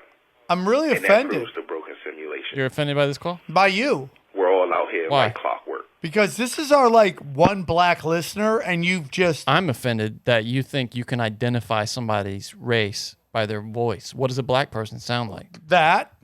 You racist scumbag. So Johnny. Two more voices. So hold real quick, Johnny. Real quick. Let's power rank our listeners that are most important. Female listeners, black listeners, gay listeners, white male listeners. Black female listeners, black listeners, gay listeners. And then white male listeners. Yeah, I wouldn't even put them on the list. I would, because they're people. They don't count. And they're most of our fucking listeners. Yeah, they're Hey, bro, John Smith, bro. 94%. John Smith Hey, again, you wanna hear bro. some crazy NFL football injury simulation? So get this. Alex Smith and Joe Theismann, they were both quarterbacks for the Redskins when they had their horrific leg injuries. They both got injured on the same yard line. Both games ended with the same score. Both were injured on the same date, November 18th, 33 years apart. And both were injured by the only two three-time Defensive Players of the Year award winners, J.J. Watt and Lawrence Taylor. That is nuts. What? That's gonna be called a day. That's wild. You know when I heard the Braves have only ever won the World Series in years where Auburn's starting quarterback last name is Nix. The three World Series that the modern Braves team has, the Auburn starting quarterback had the name Nix. That's just the most dumb stat of the day. Yeah, well, it's gematria or something. Johnny, real quick. Hey, bro, no, it's John hey, Smith, there's bro. more Again with the same stuff. thing. Theismann ended his 1985 season with 301 pass attempts. Alex Smith entered this game with 301 pass attempts. Smith's game was the 31st game to end 23-21 since Theismann's. Theismann was born on 9/9. This was the 99th season of the NFL. J.J. Watt wears number 99. The injuries were separated by exactly 33 years. If you add every number 1 through 33, you get 561. Alex Smith was 561 days old when Theismann was injured. Boom. Dude, John Smith, pro. I want more of that. Sports gematria. Can you go through these and like clean them up a little bit? Yeah, I will. I gotta say, I love all of our listeners, Johnny. I don't know why you don't respect the white. I love listeners. all of our listeners more than you love all of No, our I listeners. love them way more than you love them. I love them so much, I don't call them our listeners. I call them the listeners of the show. Why? Why can't they be our listeners? I don't want to imply any possession of them because some of them are black, Johnny, and that's not what are you? appropriate. What are we fucking governors of the NBA? Is that the dumbest rule ever? Johnny, can I tell you one more thing about Buffalo? The last show, this group of ladies were like, "Hey man, you want to go out and hang out?" And we're like, "Yeah, sure, why not?" So after a while, two of them are decided, "Oh, we're not going to go out." One is going to go get a dick down, and the other one's got to work out. Okay. Right? So we're stuck with one, and she's stuck with. Oh, no. Well, that's a great point, Johnny. We were not stuck. We were blessed. So she was hanging out with us, and she brought me, Robbie, and Johnny. We're like, show us some of the dive bars, right, dude? So we go. She goes, "This is the most dive bars." We go to in Buffalo. They checked us for our Vax Pass. Is that why you asked to go to a dive bar? Because you didn't want to have the back? Yeah. I go, dude. I bet you in Buffalo, crack houses are checking for Vax passes. Right? That's a good one. So, hey, dude, you got your Vax pass? You know, you're never gonna be too safe here. 9 degrees out there, and they're worried about. Right, crackheads are walking around with no fucking shirts on, but Vax pass on their fucking Obama phones, right? So that was Buffalo. That's funny. You want to do the news?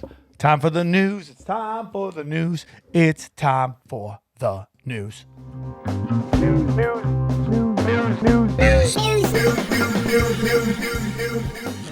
So Neil Young is a guy whose music I appreciate immensely. He's a curmudgeon, though. He's a dickhead. He has done a lot for farmers, though. Farm Aid. He supported Farm Aid for decades. He thought he was a little more important to Spotify and to the music community at large than he actually is. He stepped up this past week and said, hey, Spotify, it's me or Joe Rogan. I mean, you have to be it's kind of like your grandpa, right? Do you think he has any grandkids that are like, this is not good play, grandpa? And, they said that, you can't break the speed of light, but I'm pretty sure in responding to his letter, Spotify broke the speed of light by saying no. Yeah. Like instantly. It's like an instant, no, we're not. Obviously, we're not getting rid of Joe Rogan, the man we paid hundreds of millions of dollars for. Would you say that Joe Rogan is the Yankees of Spotify? Meaning, that would be like Major League Baseball kicking the Yankees out of Major League Baseball. If he's the Yankees of Spotify, fucking Neil Young is the Louisiana Baby Cakes. That's what we're talking about. Who would be? Would he be Pittsburgh? No, he ain't. I'm telling you, he's like a minor league. He's like the Florida Bananas or whatever. I mean, just nothing. Even at the height of his power, I just don't know if Neil Young. My favorite thing about Neil Young he doesn't go after Eric Clapton, right? Eric Clapton's saying the exact same thing Rogan's doing. Why is he calling Neil Clapton? Because everyone knows Neil Clapton. Eric Clapton. Yeah, excuse me. Why? Okay. Because Neil Young, you put the name. Right, together. Eric Clapton. Why didn't you correct me on the first time? That was the first time you said it. You said it right the first time. Okay. Eric Clapton. Why does he go after him? Yeah. Neil Young sounds like, honestly, a dog taking its last breath when he sings. I'm just not into him. Yeah, something you got to get into. But do you think this Leonard Skinner shit was for real? Because some people say that Neil Young was in on the joke, and I go, I don't think he was, because he was shitting on white Southerners. Oh, the Southern Man. And, Don't need you around. Anyhow. Yeah, but Southern Man was the Neil Young song, which is Right. a good song. Right. He's a good guitar player. He had a good guitar tone. But I feel like I think Leonard Crosby, Skinner. Stills, and Nash were better with him in him. Honestly, that he gave him some edge. But I think Ohio is a great Leonard song. Skinner curb stomped him.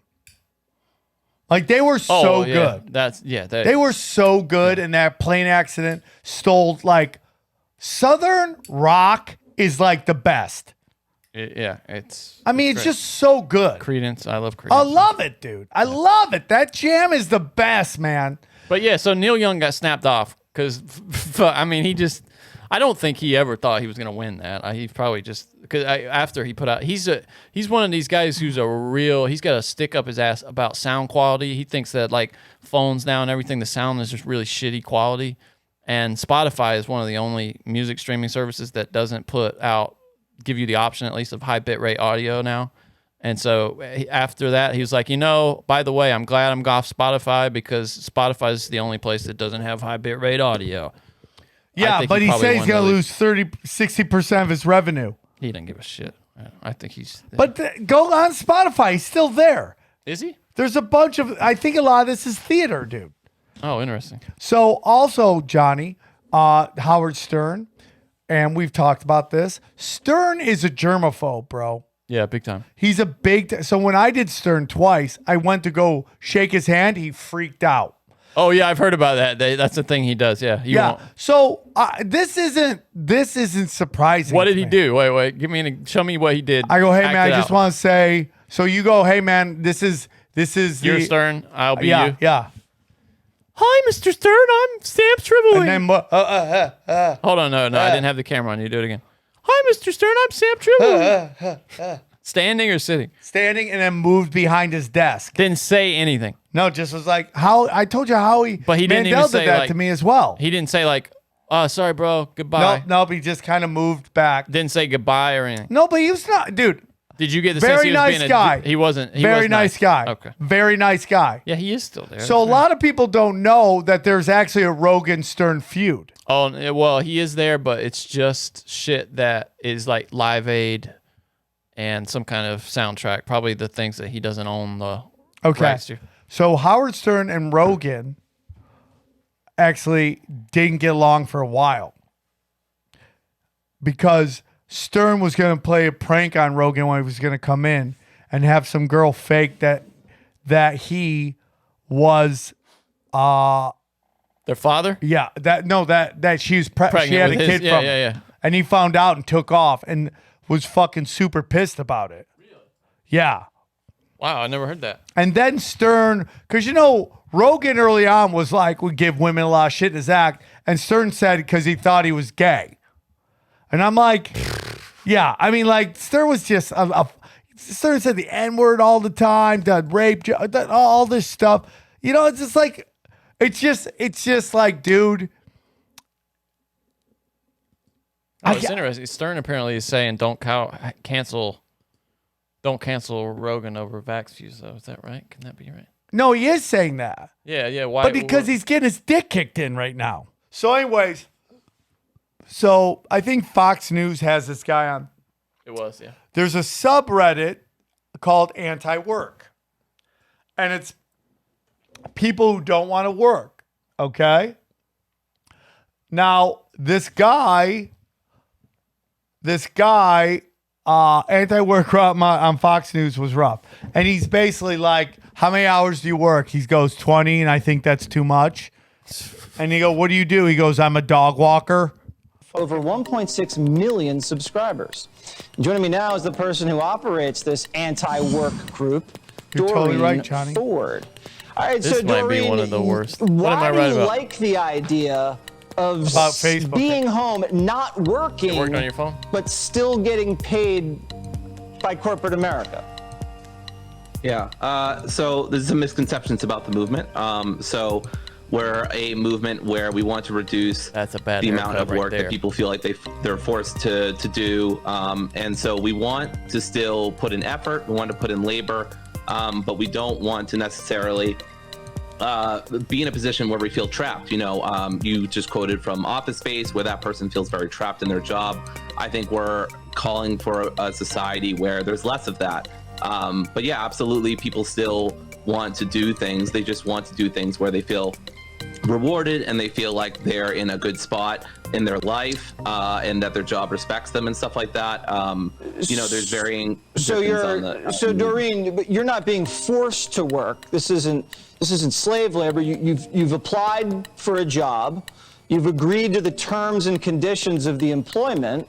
And, you can walk away from that job at any time and quit. So I don't understand really what this is about, except it sounds like maybe people are just being lazy.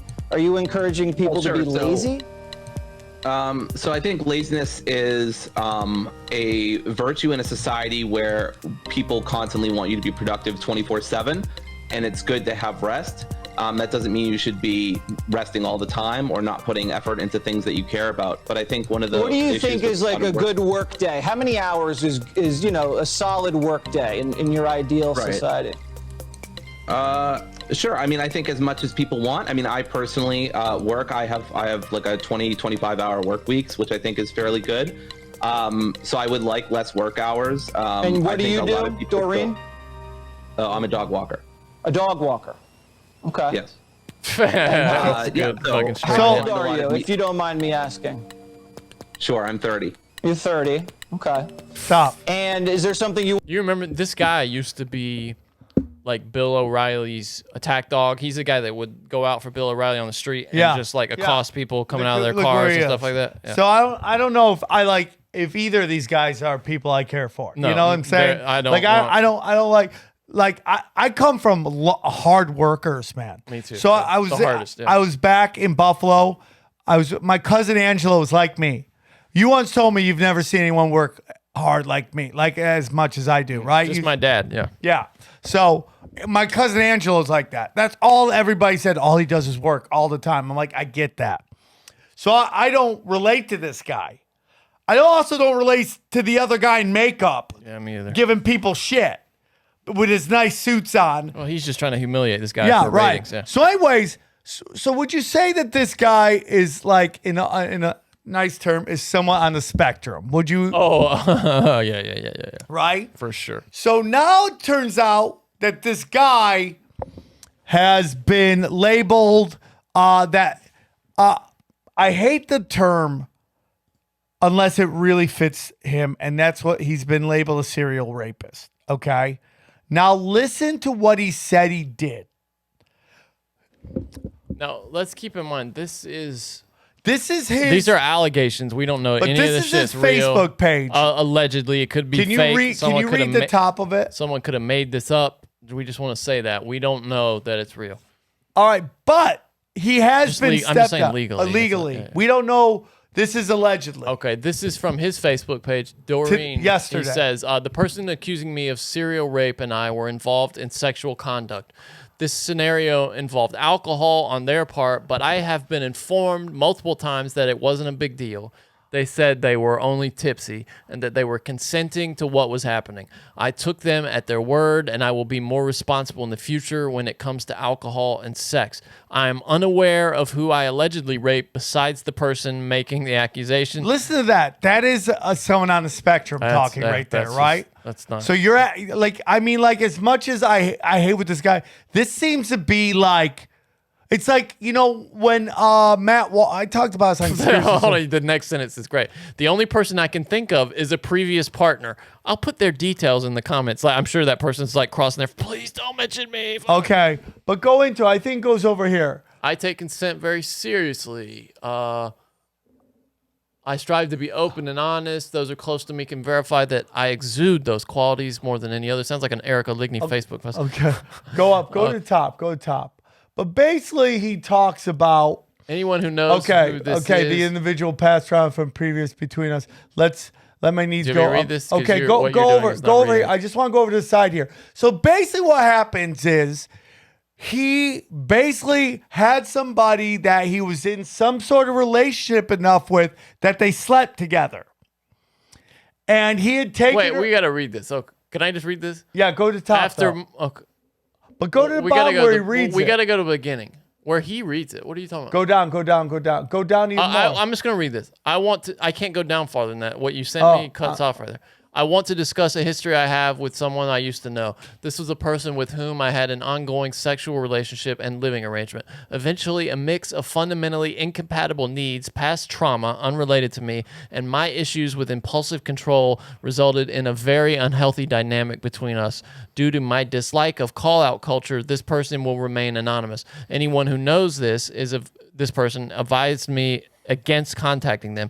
This individual had past trauma from previous relationships that caused emotional and physical distance between us over the course of months. This led to my needs going unmet, which led to masturbation and as an unhealthy coping mechanism. After months of trying to keep myself in check, I began sporadically masturbating while they slept next to me or so by let's themselves. just sit here and like take a moment and go, he's in a relationship with them. Something's going on when now they're not having sex. Yeah, it happens. And now he's jerking off next to his girlfriend. Weird. I find that a little You've weird. never done that? Not while they're asleep. No. I've done that 1,000 times. I don't know. You don't do that real quick? I would just Not go to wake them I up? would just go to the bathroom. or something, I Okay. don't know. Well, I mean, like, yeah. I think- would. My fear would Dude, be. I've been in relationships where girls have had sex with me while I slept. Because I rock sleep boners. The fuck? Dude, I rock hard sleep boners. That's AKA rape, by the way. That is. But it's like, it's sleep boners. Yeah. You just get to a place where you're comfortable with somebody. And especially when I was partying Did back. you give them consent to sleep sex you? Because that's okay, I guess. If you gave I them- mean, like, I would never woke up going, oh my God, you're raping me. I'm like, oh my God, this is so yeah, insane. this is awesome. Yeah. That's a popular genre on Pornhub, by the way, is the person being waked up with a blowjob, like woken up with a Well, blowjob. my favorite thing is,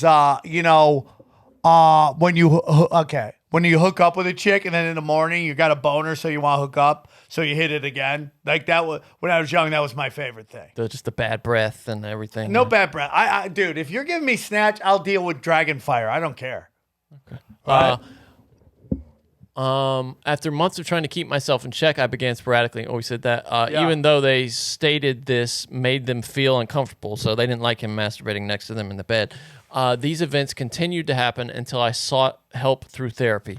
Okay, you know what this tells me? I see what's going on here. He found this person sexually attractive, so he was like watching them. Yeah, but he while already stated they had already had sex. Right. But So what what's I'm saying, happening that's is why it creeped him out. It's not just that he was masturbating; it's that he was kind of like like looking at titties and stuff while he was masturbating, and they didn't. Yeah, dig well, it. I mean, he starts at creepy. Anything he does after that, no, I'm just saying, but is I'm even just- more I- creepy. I'm but not he's saying had it's right, but- Like, dude, like we could sit there and act like in this black and white world, right? No, I'm not. But to be clear, I'm not saying it's wrong. I just get why the person finds it weird. is what I'm saying. Right. But weird is not serial rapist. No, yeah, I didn't say it was. Yeah. No, I That's agree. my whole point. It's like, dude, it's just like unbelievable how we've gotten like away from like sexual assault, man. It's Well, like here's the next part's not any worse, really. I had woken up one morning with them laying next to me and remembering they felt uncomfortable with me masturbating next to them while they slept. I placed their hand over my boxers. They moved their hand away, and I thought nothing at what happened and fell back asleep. They later woke up and mentioned to me that they had a nightmare involving the series of events. I admitted that it had happened, apologized, and explained that I was half asleep and was not in full control of my actions. dude, you take your shot. Well, yeah, but he's not saying he took a shot. He's saying that I was half asleep. I didn't know what Yeah, was happening. I but was dude, what he's dreaming. saying is he took her hand, put it on his Yeah, junk. it didn't work. Yeah. Yeah.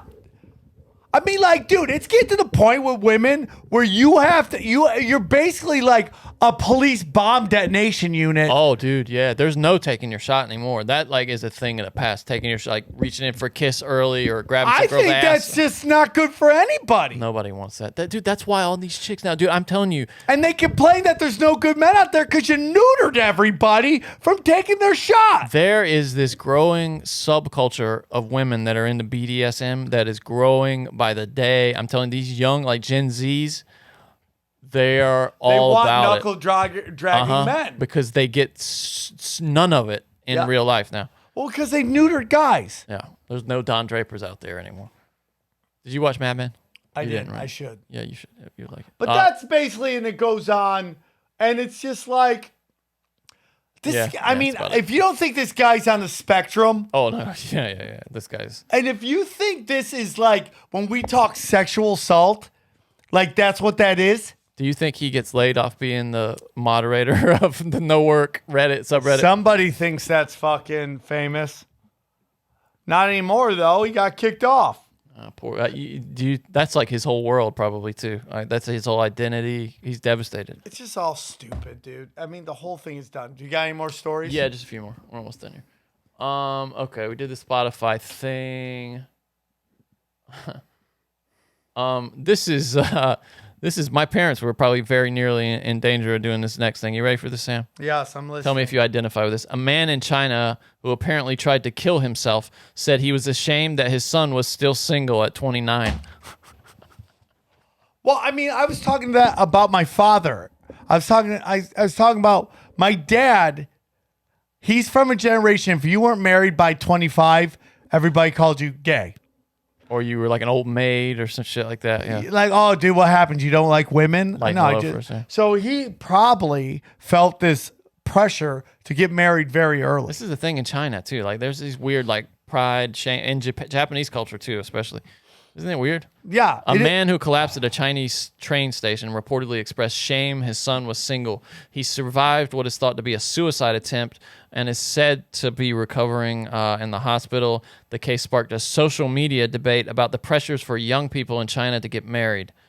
According to the local video outlet K News, the father, 55 years old, handed a note to guards at Shanghai railway station on January 22nd and said he had just overdosed on medication. He then fainted on the spot.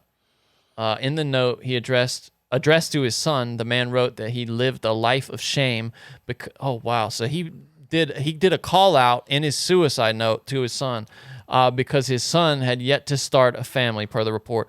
People of my age in the village all have children and grandchildren already, he reportedly wrote. But you are 29 and have achieved nothing.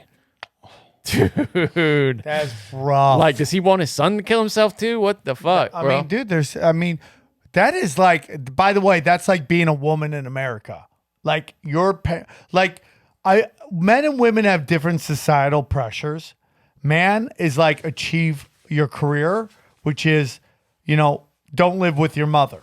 Well, it's interesting. It seems like it's a little different in China. This is what they say in China.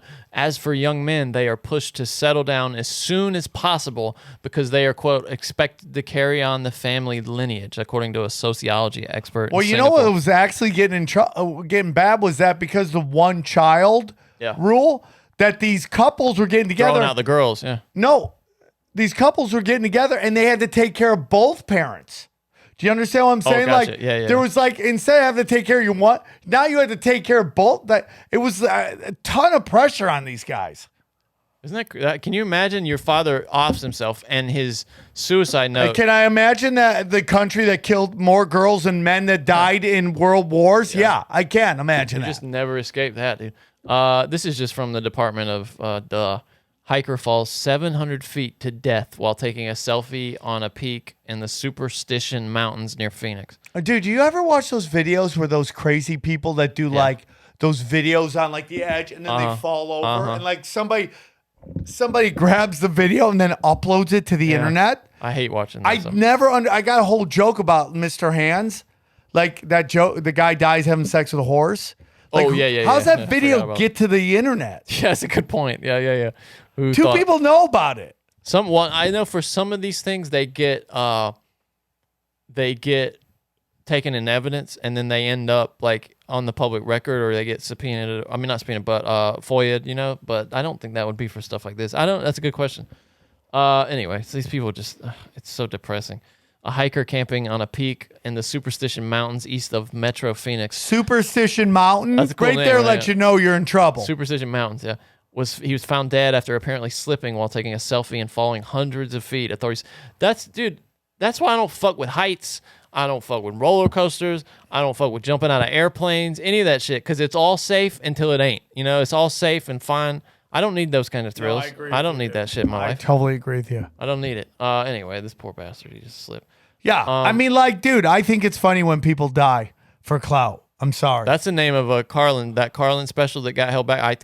I think it's kind of funny when a lot of people die or something like that. Well, you know, he said, because he did a show the day after 9/11. That's the one. That was and it. he's like, the bigger, the better. Yeah, that's it. Yeah, that album's great, by the way. Okay, so I more the story is what I want you to react to, not this headline that involves Candace Owens. All right.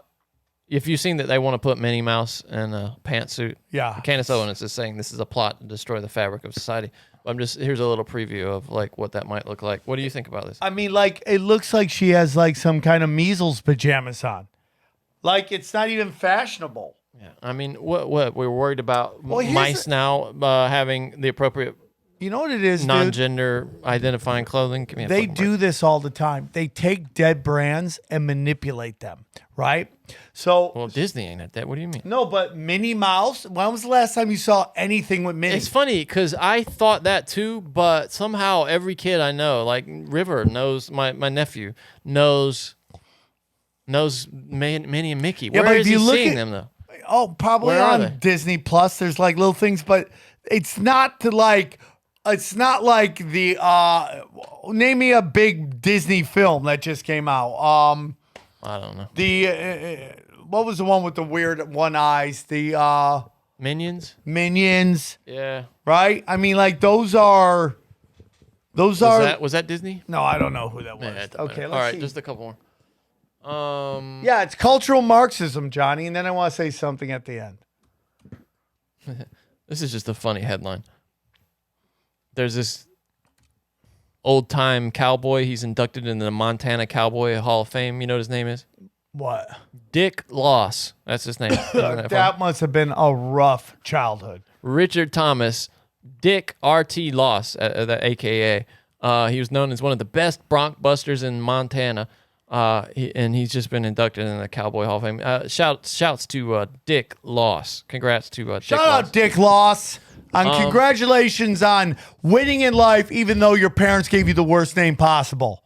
A 19-year-old built. You know what could be worse than Dick Loss? Blown Out Snatch, if that was your name. Well, dude, there's a modern guy with a name that's almost as bad. There's this race car driver. His legit name is Dick Trickle. Sounds like an STD, right? 100%. And well, he it's went probably by that. Richard Trickle. Yeah, but right? he went by Dick Trickle for races and stuff. Isn't that crazy? Yeah. A 19-year-old, this is from Protocol, a 19-year-old built a flight tracking Twitter bot, Elon Musk, offered to pay him to stop. Yeah.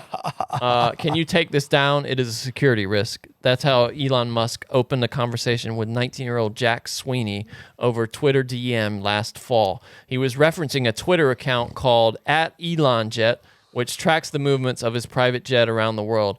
It was a late-night message coming in at 12:13 a.m. Sweeney's time, but the college freshman didn't lose any sleep. His reply nearly 7 hours later was, "Yes, I can, but it'll cost you a Model 3. Only joking, unless, ? He says. ElonJet is one of 15 flight tracking accounts Sweeney has created, run by bots that he's programmed to parse data and tweet every time a chosen plane takes off or lands.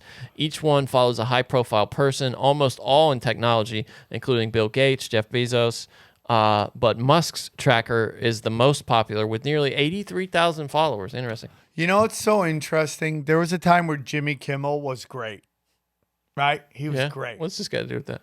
Well, because I'll tell you why.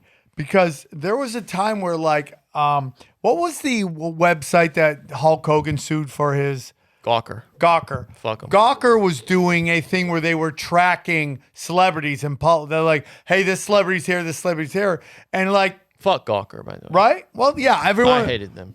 Everyone's like, Gawker, oh my God, they got rid of it. It was all a right-wing ploy. It's like, no, dude, you were like stalking people. They did a documentary about them, and they tried to make it seem like they were. Oh, too hard on- they got their feelings. But No. he was like really laying into that. Like, you're setting up people to be attacked by people, like crazy people. And he was totally right. Well, it's funny. That's exactly what Elon's next message to this guy was. I don't love the idea of being shot by a nutcase, he told Sweeney in their DM conversation. It continued for a few more messages. Musk asked Sweeney how much he made off the Twitter accounts.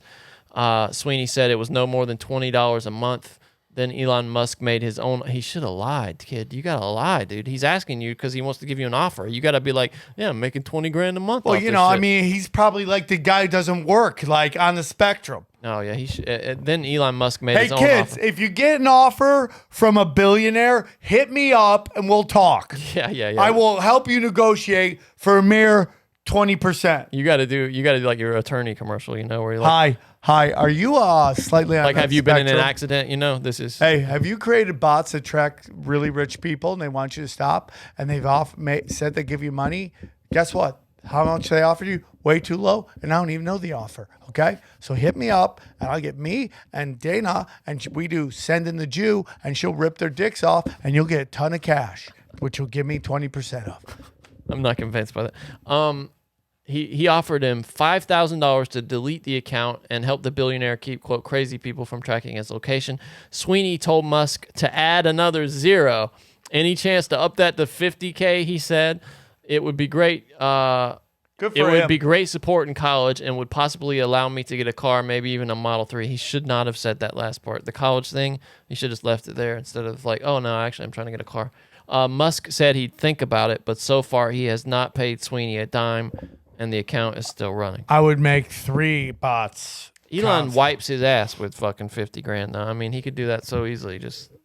Yeah. He's probably worried about this getting public, though, and then other people doing the same thing. Well, everybody's just following, right, for sure. So, yeah, I mean, like, good luck, kid. I'm rooting for you. Yeah, me too. Okay. I'm not an Elon Musk. He's a superhero fan. I don't trust billionaires as far as I can kick them. I don't either. Yeah, I think this Neuralink thing's dangerous, but he does some shit that I don't hate. Amazon. Did they put glory holes in their cars, the Teslas? Just something where you can just roll over, stick your dick in, and it sucks you off. Stupid. Amazon and Whole Foods can be sued by murderer rejected for delivery job. This is from Reuters. A federal judge said Amazon.com and its Whole Foods unit can be sued over the refusal to hire a convicted murderer who claimed to be rehabilitated after nearly 23 years in prison. In a Wednesday night decision, U.S. District Judge Valerie Caproni in Manhattan said Henry Franklin could pursue a proposed class action after being turned down for a grocery delivery job. And I'm curious what you think about this, because there's something to be said for people having paid for what they've done, yes, and re-entering society, being allowed to. And death and murder and rape are... That's hard. These things, like, how much can you rehabilitate from that? Yeah. You know? What do you think? I'm curious. You know, man. I mean, I think it's tough. hard. It's real hard. It's almost like a case We don't by know. case. We don't know what the murder was either. Exactly. Right? That's what I'm saying. It's case by case because you could be dealing with somebody who's like a sociopath. Yeah. Who like thought went to a really cold blooded, detailed like plan to ice somebody, or could somebody who Could like, you look punched up somebody what in it the face. says he did? Let me see. Their excuse also was that they were sympathetic to the defendants, and that they didn't want a convicted murderer delivering groceries to their customers' homes. So that was their excuse. Okay, according to papers, Franklin was convicted of a second-degree murder in June 1995 and paroled in 2018. It does not say though what he did. It's interesting though, right? How far does that go? It Keeping is people- like how And what does can it go you down come back to? from everything? Does it go down to somebody who was convicted of maybe sexual assault when they were fucking 15 or something? You know, what I mean, how far down the line do we take this? Yeah, I agree, dude. It's like life should be a case to case basis, right? That's it. Yeah. Like life should be. Stop with the fucking generalities. I don't agree. know. Okay, It's this a is tough actually- gig. I have no real answer to that. This is just kind of a fun story. This last one from Politico. Irish fishermen are planning to disrupt Russian Navy exercises. Russia plans to hold military drills about 200 kilometers off Ireland's coast. And here's the lead. Irish fishing boats are planning to peacefully disrupt military exercises by the Russian Navy. Patrick Murphy, chief executive of the Irish South and West Fish Producers Organization, said Tuesday.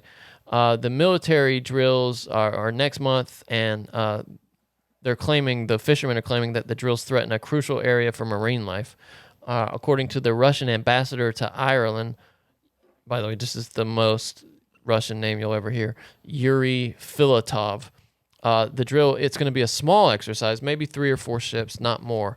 But the fishermen aren't impressed. So they're just going to go out there and like block things up. I think they're just going to kind of be in the way. Isn't that crazy? That's kind of bold, right? Yeah, that's kind of dangerous. Yeah, the Russians, I mean, they don't give a shit I mean, about... what are you going to do? Like, you're going to attack us, then you start war with Europe. It's crazy. It is crazy, dude. Good for them, though. I support them in their... I hope they don't die. I just think people are over the globalists of us going and starting wars in other countries, and I don't think we should be going into war with Ukraine. We shouldn't be going to war with anybody. Yeah. Is that it? All done. Great show. I hope you guys enjoyed it. Good job. I had fun. I hope. Who knows who we pissed off in this show? A lot of people. We love your calls. Just get to the point. Yeah, That's all we're just a saying. little quicker. Just get to the point. And, Let's keep it under 30 seconds. Put a timer on it, maybe. a minute at the most. A minute if it's funny. It's Yeah. hard to tell a story. Yeah. All right. It is. Thank you. Hey, guys, leave 5-star review.